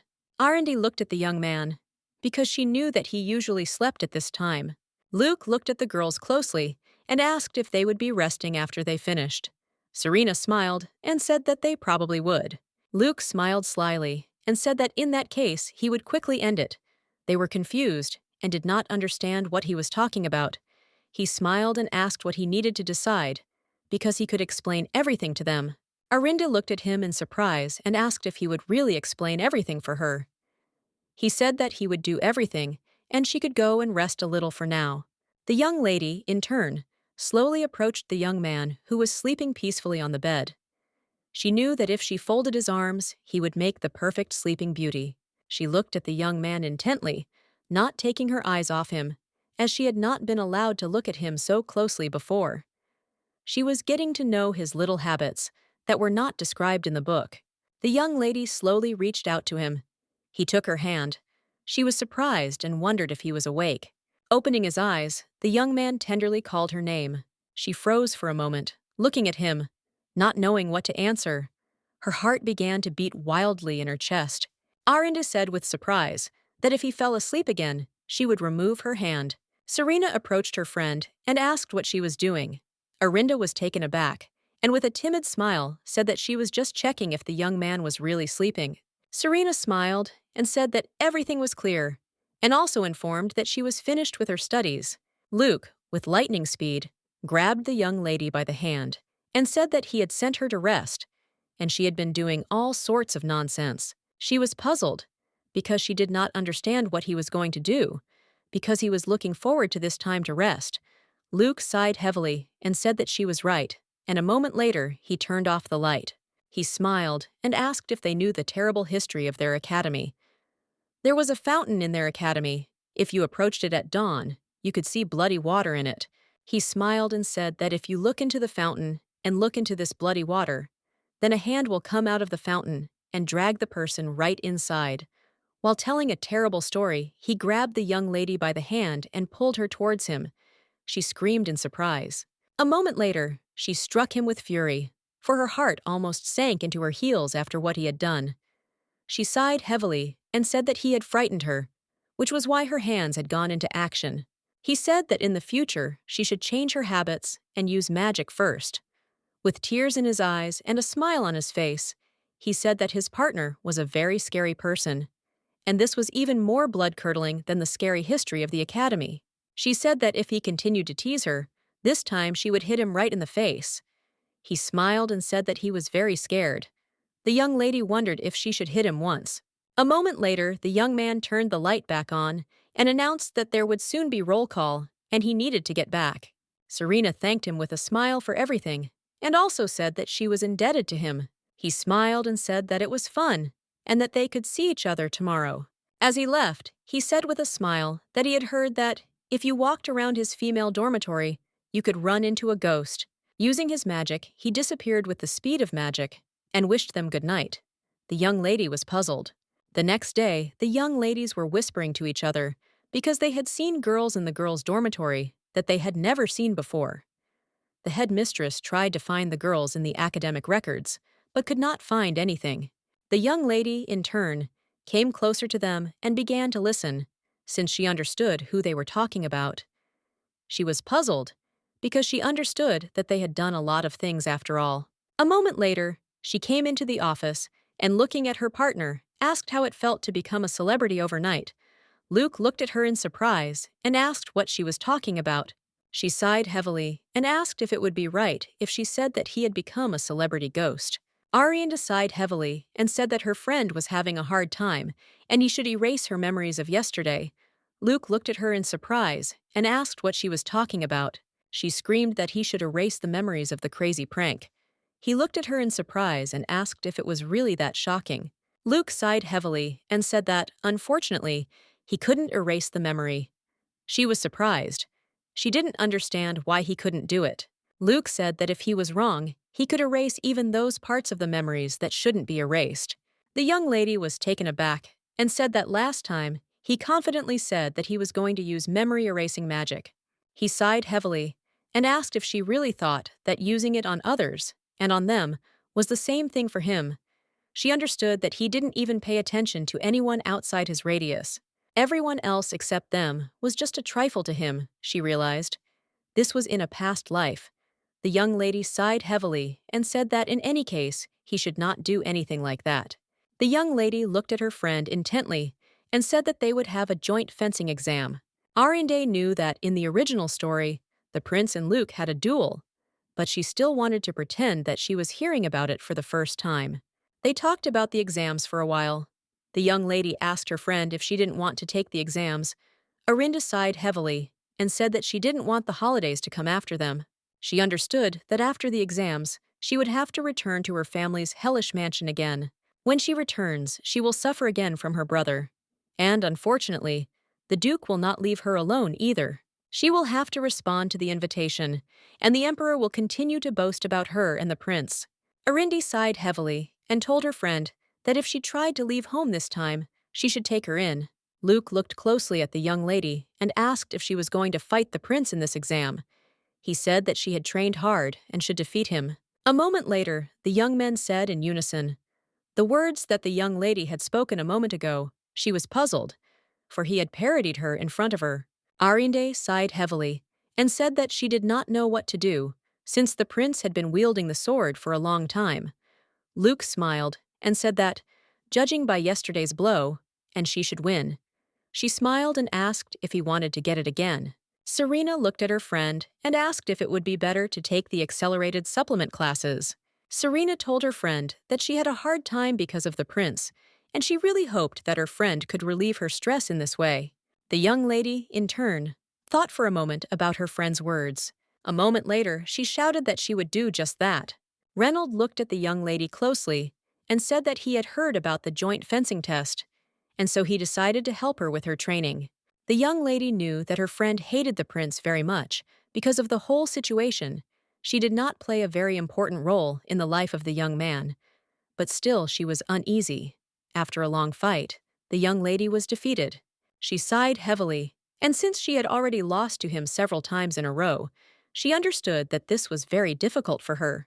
Reynolds slowly walked up to the young lady and began to gently wipe her forehead. He sighed heavily and said that she had never held a sword before, and so she should not expect her skills to improve in one day. She sighed heavily and said that he could not tell her that she would win as empty words, so that she knew that winning was out of the question. He said that he should not carelessly utter words that he was not sure of. Arinda sighed heavily and said that it seemed like she had no chance of winning. The young man was taken aback and said that she was a quick learner. She sighed heavily as she saw that he first crippled her and then healed her. He smiled and said that she had been working hard on strength training all this time, so she had pretty good stamina.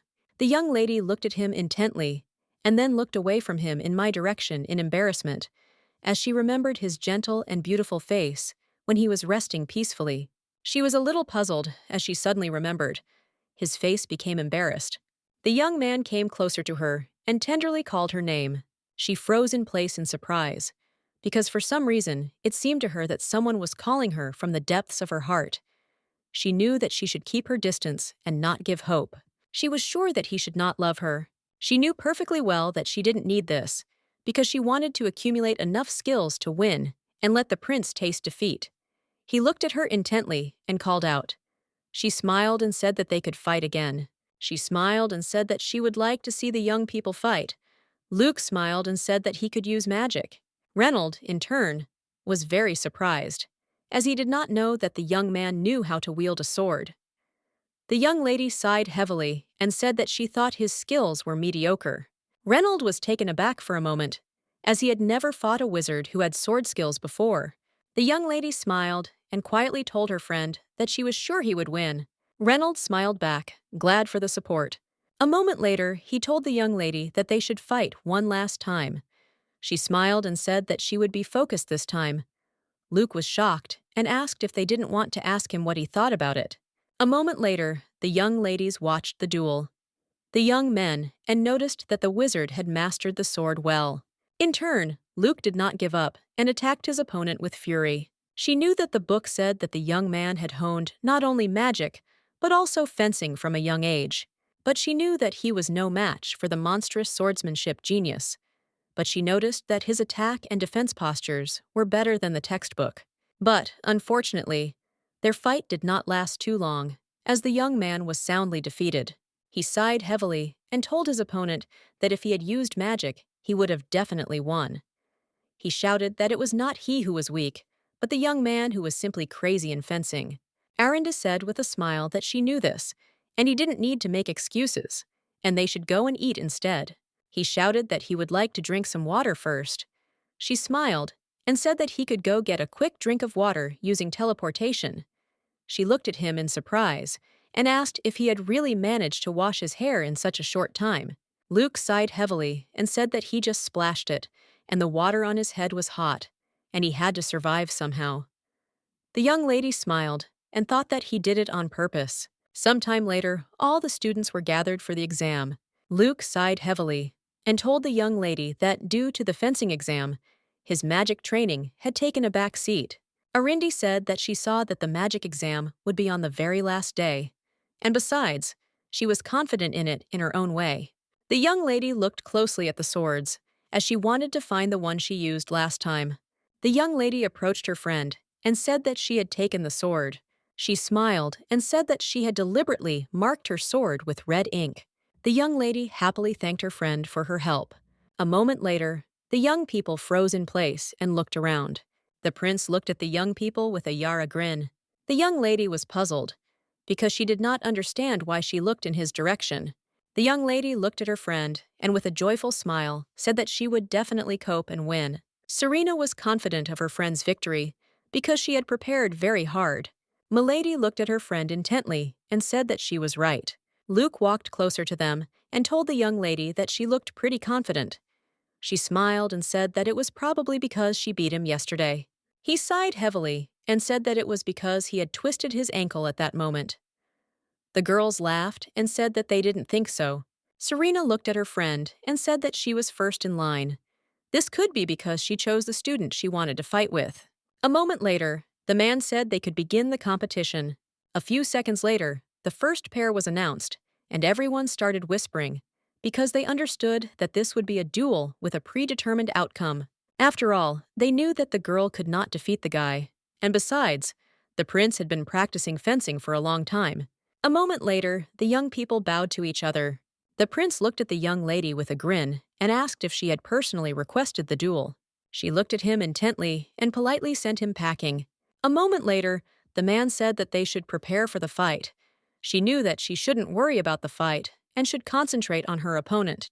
She sighed heavily and remembered her mentor telling her that she should follow the sword. She knew that she had to concentrate so that she wouldn't hear any extraneous sounds. With lightning speed, the young lady dealt the first blow to her opponent. The prince was a little surprised by her grip and strength, but he parried her blow. He cried out in surprise and asked if she really knew how to wield a sword. The young lady parried his blows with lightning speed. She understood that the attack pattern was exactly the same as described in the novel. She knew that if her predictions were correct, this time he would strike from the right side. To be honest, she didn't think she could defeat the prince with just a few hard training sessions. Even if she memorized all the fencing, she wouldn't be able to keep up with the changes in the situation. But now she understood that she could win, because everything was in her head. Arinde looked at him with a grin and said that she saw that he had time to talk. The young lady, in turn, began to employ the tactics that Luke had used in the original story. A moment later, she noticed that the prince was approaching her at a furious speed. She was a little impressed, as everything was happening as she expected. She pretended to point the sword to the left, and at that moment she stretched out her hands. At that moment, the prince missed. A moment later, the young lady struck her blow, and the duel was over, the prince standing frozen in shock as he was defeated. A moment later, it was announced that the young lady had won. The hall was shocked, but at the same time glad that the prince had been defeated. Luke sighed heavily, and, looking at the young lady, said that if he had known that this would happen, he simply would not have supported it. Serena smiled and said that only a young lady could defeat a prince, but besides, it was unethical to ridicule a loser. The young lady sighed heavily and told her friend that she was right, as she had misspoken, for the thought that none other than the prince had lost was imprinted in her mind. Moments later, the young lady turned around and greeted her friend. Reynold looked at his friend and said that he had already heard the news, but he still wanted to hear it from her personally, since everyone around him was talking about it. She smiled and told her friend that it was all thanks to his help. She said that she was going to tell him first, but the situation turned out a little differently. He smiled and said that he understood everything, and it was the result of her hard work, so there was no need to thank him. Luke looked at her closely and asked if she felt better. She smiled and said that of course she felt better, because she had let out everything that was on her mind. Reynold looked at the young lady with a gentle smile and said that he was very glad about it. The young lady was a little alarmed by this display of interest on the part of the young man, and it especially bothered her when her friend was nearby. She knew that if she avoided it, it would be more awkward, so she wanted to act as natural as possible. Reynolds said with a gentle smile that they could see each other a little later, since the bell had already rung. The young lady smiled and said goodbye to him. She stared at the young man as he walked away, knowing that this was not her area, as she needed to have experience in relationships, which she did not have. The next day, the young lady walked slowly to the dining room, as if to find out what was for dinner that day. Moments later, the young men told the young lady the whole menu with lightning speed. Luke smiled and said that she also deserved a wonderful love from him. She sighed heavily and said that she did not want to receive the last ones. He sighed heavily and said that she was neglecting his sincerity. The young lady sighed heavily and said that he had fallen asleep during the lesson. He smiled and asked why he thought he had fallen asleep. He said that she should have guessed everything right away. She looked at her friend intently, frozen in silence, as she wondered why this had happened. Luke smiled a timid smile and said that he had not touched their memory. A moment later, he said that he should still say that he had touched her. He smiled and said that everyone now had the idea in their heads that the young lady had always been good at fencing. She was shocked. She didn't understand how he could talk about it as if nothing had happened. He sighed heavily and said that he dozed off a little, and there was nothing wrong with that.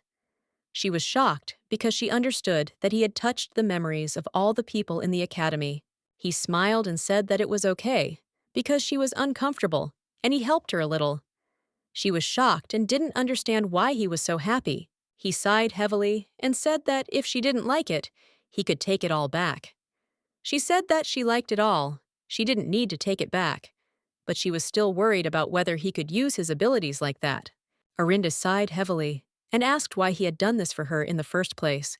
Serena looked at her friend closely and said that they loved her more than she knew, and if they had the same abilities as the young man, they would do the same for her.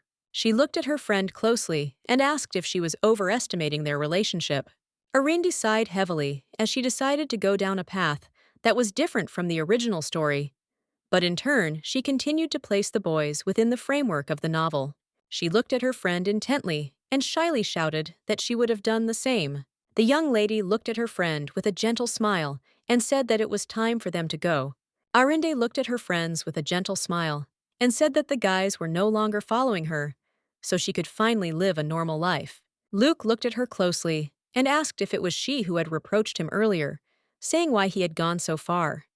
She sighed heavily and said that she was determined to accept what he had given her. Arindi understood perfectly well that before, the main character was the priority, and now all the honors went to her. The young lady looked closely at her friend and asked what she was thinking about so much. Arinde looked at her friend with a gentle smile and said that she was thinking how beautiful she was. Serena, with an embarrassed smile, said that she thought the same thing when she looked at her.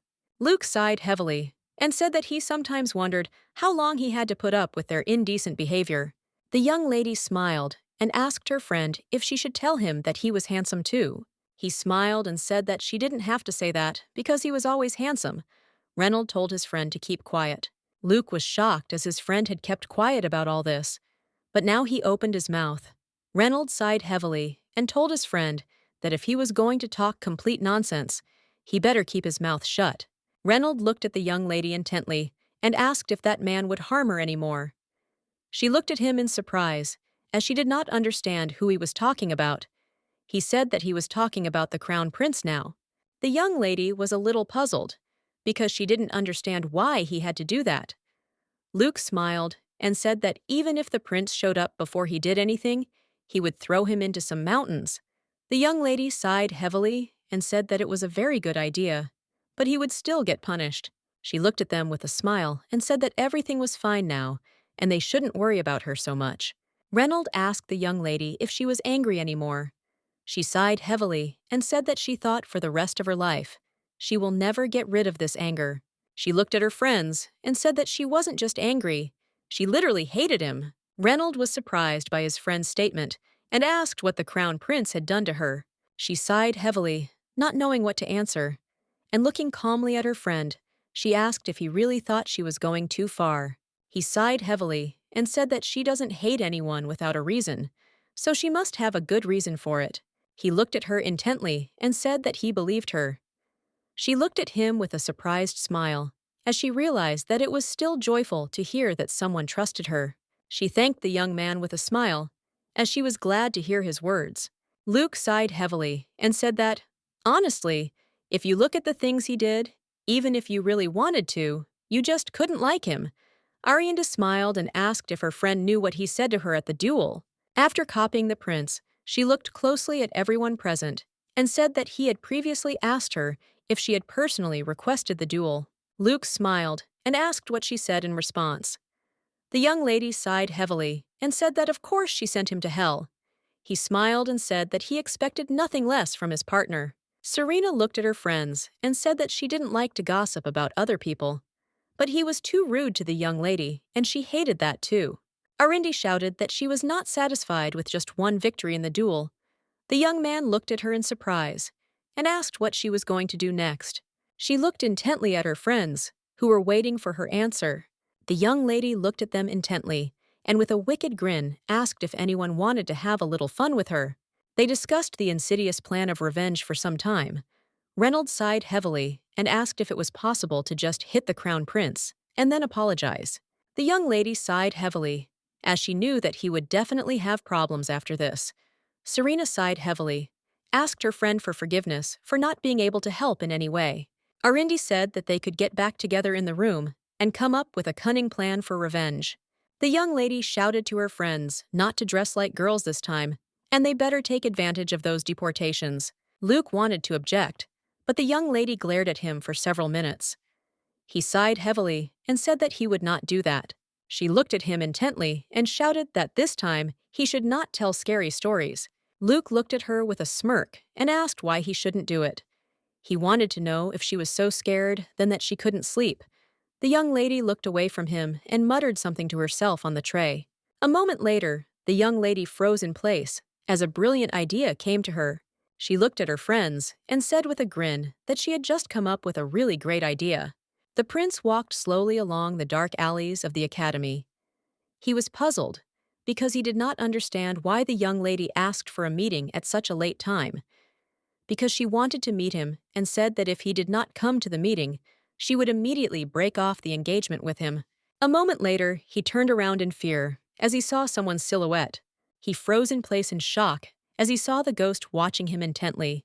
A moment later, the ghost motioned for the young man to approach the fountain. The prince, in turn, slowly approached the fountain and froze in place. He was puzzled because he saw bloody water. A moment later, someone came up to him and whispered quietly in his ear. He shuddered and fell into the fountain with a crash of fright. He rose and froze in place from the silk as he saw the young lady. She looked at him with a grin and asked what all that splashing in the fountain was about in the middle of the night. The next day, Madame looked closely at her students and said that there had been a lot of bad rumors going around the academy lately. She asked the young people if anyone from the National Academy, where the smartest people in the empire gathered, still believed in ghost stories. She said they had better prepare for their exams. The young lady quietly whispered to her friend that it seemed like all this happened because of yesterday's incident. Yesterday, the crown prince's young men used magic. Finally, Madame shouted at the young people not to spread stupid rumors, but to concentrate on their studies. The young lady turned around and saw that her friend was sleeping quietly. Moments later, he woke up and looked intently at the young lady. He smiled a radiant smile, and she realized that he was not yet fully awake. Luke sighed heavily and asked why the room was so quiet. She said that a professor had come to them and told them not to believe any stupid stories. He sighed heavily and said that it seemed like they had had a very good joke, but there were still some guys who believed it. He continued talking about the young lady while she stroked his head. He looked at her intently and said that it was a very strange feeling, as it seemed to him that he had become her precious pet. She smiled and said that in that case, he should try meowing. He sighed heavily and asked if she could stop treating him like a pet. She smiled and said that later she would buy him all the bread he wanted. He smiled and started meowing and barking and asked what else he wanted. She sighed heavily and said that she didn't want it to be some kind of horrible mix-up. He smiled and said that if you connect cute things with cute things, it will be even cuter. A moment later, the young lady pinched his cheek and said that if he had come to his senses, they should meet Reynold. He sighed heavily and said that they could tell the young man to come to them. A moment later, the young people slowly walked away along the academy alley. Serena, looking at her friend, said that tomorrow, approximately, the shower of exams would be over. Arinde smiled and said that everything was exactly like that, and also asked her friend what she would do during the holidays. In the original story, she was selected as a scholarship student with good grades and went on a tour to the Imperial Palace for a few weeks. But this time, the young lady did not apply for the tour to the palace. The lady wondered if the young people hadn't felt anything for each other. She knew that by now they must have encountered each other several times. She smiled and said that if she listened to her heart, she would like to go on a trip. But from a financial point of view, it was quite a burden.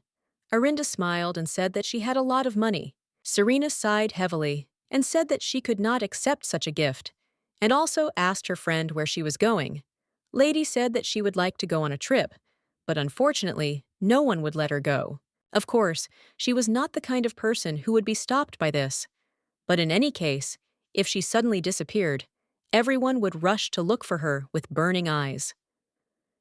She understood that this was not because of concern for her, but because of concern for the relationship with the imperial family. She wanted to break off the engagement as quickly as possible so that she would be thrown out of the house, and then she could live in peace. Luke looked at the young lady closely and asked if she really wanted to leave. She was taken aback and screamed, as he had frightened her very much. Luke asked if she didn't want to go back to the mansion. The young lady nodded in turn, agreeing with his question. She knew that no one in their right mind would want to return to the mansion. Anyone in her place would want to run away from home immediately. She knew that no one in the house was on her side except the maid, because she was only expendable there. Luke said with a smile that in that case there was one way. He smiled and said that during the holidays she could work as an intern at the Magic Tower. Before Luke could finish speaking, The prince suddenly came up and called the young lady. She sighed heavily, as she did not want to see him. He looked at her intently and said that they needed to talk. Arinde, with lightning speed, shielded her friend with her body, as she did not want to give her to him. He sighed heavily and, looking intently at the young lady, said that he would like to talk to her. She realized that he could fall in love with the young lady at any moment. She knew that before that happened, she had to break off the engagement. She understood that no matter how much protection the magic tower had against the engagement, it would not free her. Arinde, looking at the prince, she said that he looked quite healthy for a man who decided to splash in a fountain at night. She said that she thought he would catch a cold. He looked at her closely and asked if she had told anyone about this situation. She said that her friends had heard about it. He said that he was not talking about that now, and had only come to inform her of the order. She casually said that she didn't listen to orders from people weaker than her, and if he was going to inform her of something, he had to defeat her first. The prince sighed heavily and said that he needed to convey the emperor's will. The emperor ordered the young lady to stay in the imperial palace during the holidays. The prince looked at her intently and said that she must receive an education worthy of a future empress. The young lady was shocked by what she heard, because in the original, everything was not like that. Luke smiled and hugged the young lady with lightning speed and informed her that she would be working in the magic tower as an intern. The prince froze in surprise for a moment. The young lady looked at the prince with a smirk and said that he should tell the emperor that if he wanted to pull her out, he should first ask permission from the corner magic tower. She said with a smirk that of course he wouldn't do that. A moment later, with the help of magic, they left the prince. Reynold looked at the lady intently and said that if it was the emperor's order, then she could not disobey it. She said that the magic tower and the imperial family had made a pact with each other, and that nothing could be done about what she had promised to do. The young lady was delighted because she knew that this would be her most ideal holiday. She looked at her friend closely and asked what interns do. He smiled and said that he had already been an intern and that she didn't really need to do anything.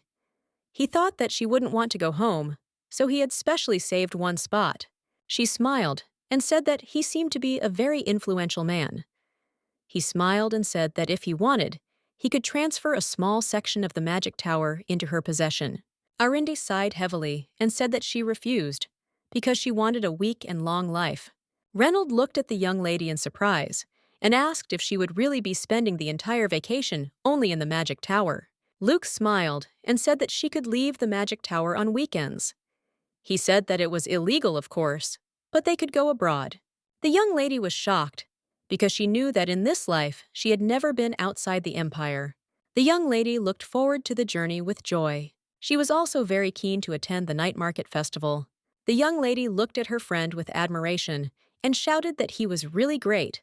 Serena looked at her friend with surprise and said that she assumed she had been abroad often. Arinde sighed heavily and said that she had never been abroad. The young lady looked at her friend intently and said that she also wanted to go on the trip with her. Arinde looked at her friend closely and said that it would be very good if they went on a journey together. She asked Luke if it would be too difficult. He smiled and said that it was not difficult, and if she wanted it, then he had to do it. She sighed heavily and said that she was grateful to him, but still it did not suit him to say such phrases. He smiled and said that he himself had goosebumps after the words spoken. Serena looked at the young man closely and said that she would also like to go on an excursion to the magic tower, at least for one day. Luke looked at her in confusion, not understanding why she needed this. She smiled and said that she would miss her friend very much, and she thought it would be nice to visit her. Luke sighed heavily and said that he didn't think he could do it. He asked if she knew where the magic tower was. Arinde knew perfectly well that they could get there very quickly via teleportation, but since the young lady was a civilian, she would have to spend several nights in a carriage. Arinde looked worriedly at her friend and said that it would be very dangerous for her to go alone. Reynolds said that she would not be alone. The lady looked at them in surprise and asked if everything would be okay, because they would be riding in the carriage for a very long time. Reynolds smiled and said that if he had such weak stamina, he would not be able to control the sword. The young lady happily said that it was a great idea. Since everyone agreed, they would go on a trip. Some time later, the young lady was sitting in the hall, waiting for the ceremony to announce the holidays. But before the ceremony, she had two pieces of news, one good and one bad. The good news was that Reynolds Fine had avoided failing his exams. Earlier, the Duke shouted that the magic tower was very good for the young lady, but still she would disobey the order of the Emperor himself. He was puzzled and did not understand what the girl was doing in the tower at all. With the help of her magic, the young lady turned over her father's table, as she did not want to listen to such things. The Duke screamed and froze in shock. She looked at him intently and said with a smirk that if she wanted, she could burn down the mansion with ease. The Duke was shocked. He couldn't understand how she dared to threaten her father. He shouted that she seemed to be okay with him stopping giving her pocket money. She said that would be nice, and at the same time, they could end their connection as parent and child. Later, the young lady received a reply from her father, who agreed with her to go to the magic tower, as the Emperor saw it as an opportunity to establish a connection with the magic tower. Serena looked at her friend closely and said that she didn't seem to be in the mood. Arinde sighed heavily and said that she just had a lot of thoughts in her head. The young lady smiled and said that she didn't need to rush because they were just getting started. Arinde smiled and said that she was right, and there was no need for that. For some time, they sat happily and discussed the upcoming trip. A moment later, a young man approached them and greeted them with a smile. Arinde looked at her friend and asked if she had any goals that she would like to achieve during the holidays. She said that Luke told her that he was going to finish the research he hadn't been able to complete before joining the academy, while Reynold, in his usual manner, would be training in all his free time. Arinde, in turn, planned to study many different magics at the Magic Academy. The young lady smiled and said that she just wanted to rest this time. Arinde smiled and said that rest could also be called a goal, and that was a very good idea. Sometime later, the young people argued about what their friend would do in the magic tower. Serena told her friend that it would be nice to visit the capital one weekend. She smiled and said that there was a festival coming up soon, and so they could attend it, and also eat a lot of delicious food in the capital. A moment later, they were informed that the holiday announcement ceremony had begun. Luke looked closely at the young lady and said that she needed to get ready and go quickly. Moments later, he looked at the young lady in surprise and asked if she was going home. She sighed heavily and said that he had teleported her too. With lightning speed, he started pushing her out of the room. He said that she could have a good rest and not come to the magic tower. The young lady was shocked. She said that because of him, they couldn't say goodbye properly. He sighed heavily and said that it was because they really needed to hurry, since there was very little time left before the appointed meeting time, and given the old man's character, they should not be late. The young lady froze for a moment and began to guess who he meant. A moment later, he used his magic and said that they were leaving first. The young lady in turn was taken aback, as she now understood who he was talking about. With lightning speed, they teleported. The man looked at him intently and said that he had arrived exactly before the appointed time. Luke asked the man if he should not praise him for arriving a little early. The current head of the magic tower sighed heavily and said that you need to value your own time. A moment later, the man began to lecture the young man, but he interrupted him and asked him to calm down. The man, in turn, looked intently at the young people as they held hands tightly. The young lady let go of her friend with lightning speed. After bowing, she introduced herself. The chief smiled and told the young lady that she seemed to be adjusting well. She looked at him in confusion. He managed to say that it must have been hard for her to drag such an unbearable child around with her for a whole semester. He understood perfectly well that she had a very hard time. The man sighed heavily and said that they would talk about it later. He looked at the young lady closely and said that it seemed like she was a valuable talent that he had acquired for the first time in a long time. Luke smiled and said that it was all because she was feuding with the imperial family. After a short conversation, he led her into the apartment with a smile and said that she could stay there. She was surprised because it was huge. The young lady, in turn, said in surprise that even the prince did not live in such apartments. He smiled and asked if this was too big a bedroom for one person. She sighed heavily and asked what he was going to say next. He smiled and asked if she wanted him to live here with her. She sighed heavily and said that she would refuse such an offer.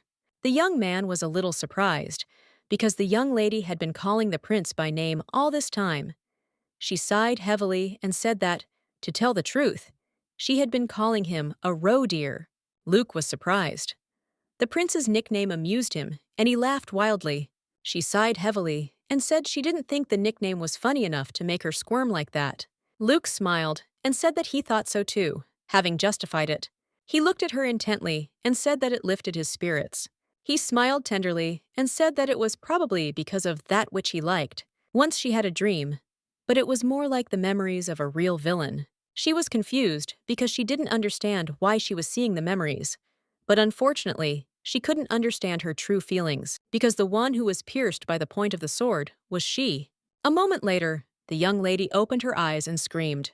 Luke looked at her in surprise and asked with a smile if she had really had a good dream. She sighed heavily and said that she had had a terrible dream. He smiled and said that it seemed that he had not appeared to him. She looked at the young man in surprise and asked what he was doing there. He said that quite a long time had passed since breakfast, and he thought that she would not wake up, so he came to wake her up. He smiled and said that it was already lunchtime, and he had to find out whether his partner was alive or not. The young lady, in turn, wanted to know how long he had been in the room.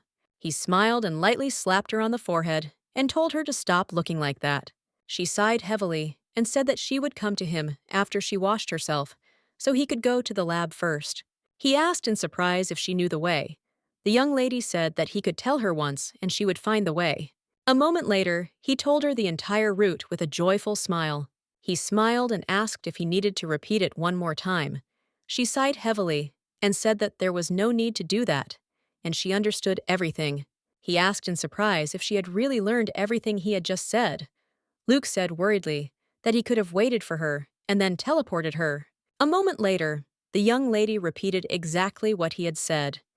He smiled and said that it was all correct. Luke came closer to her and stroked her head with a heavy sigh. He looked at her intently and said that she should come when she finished everything, but before that, she should knock on the door several times. She was surprised, did not understand why she should do this.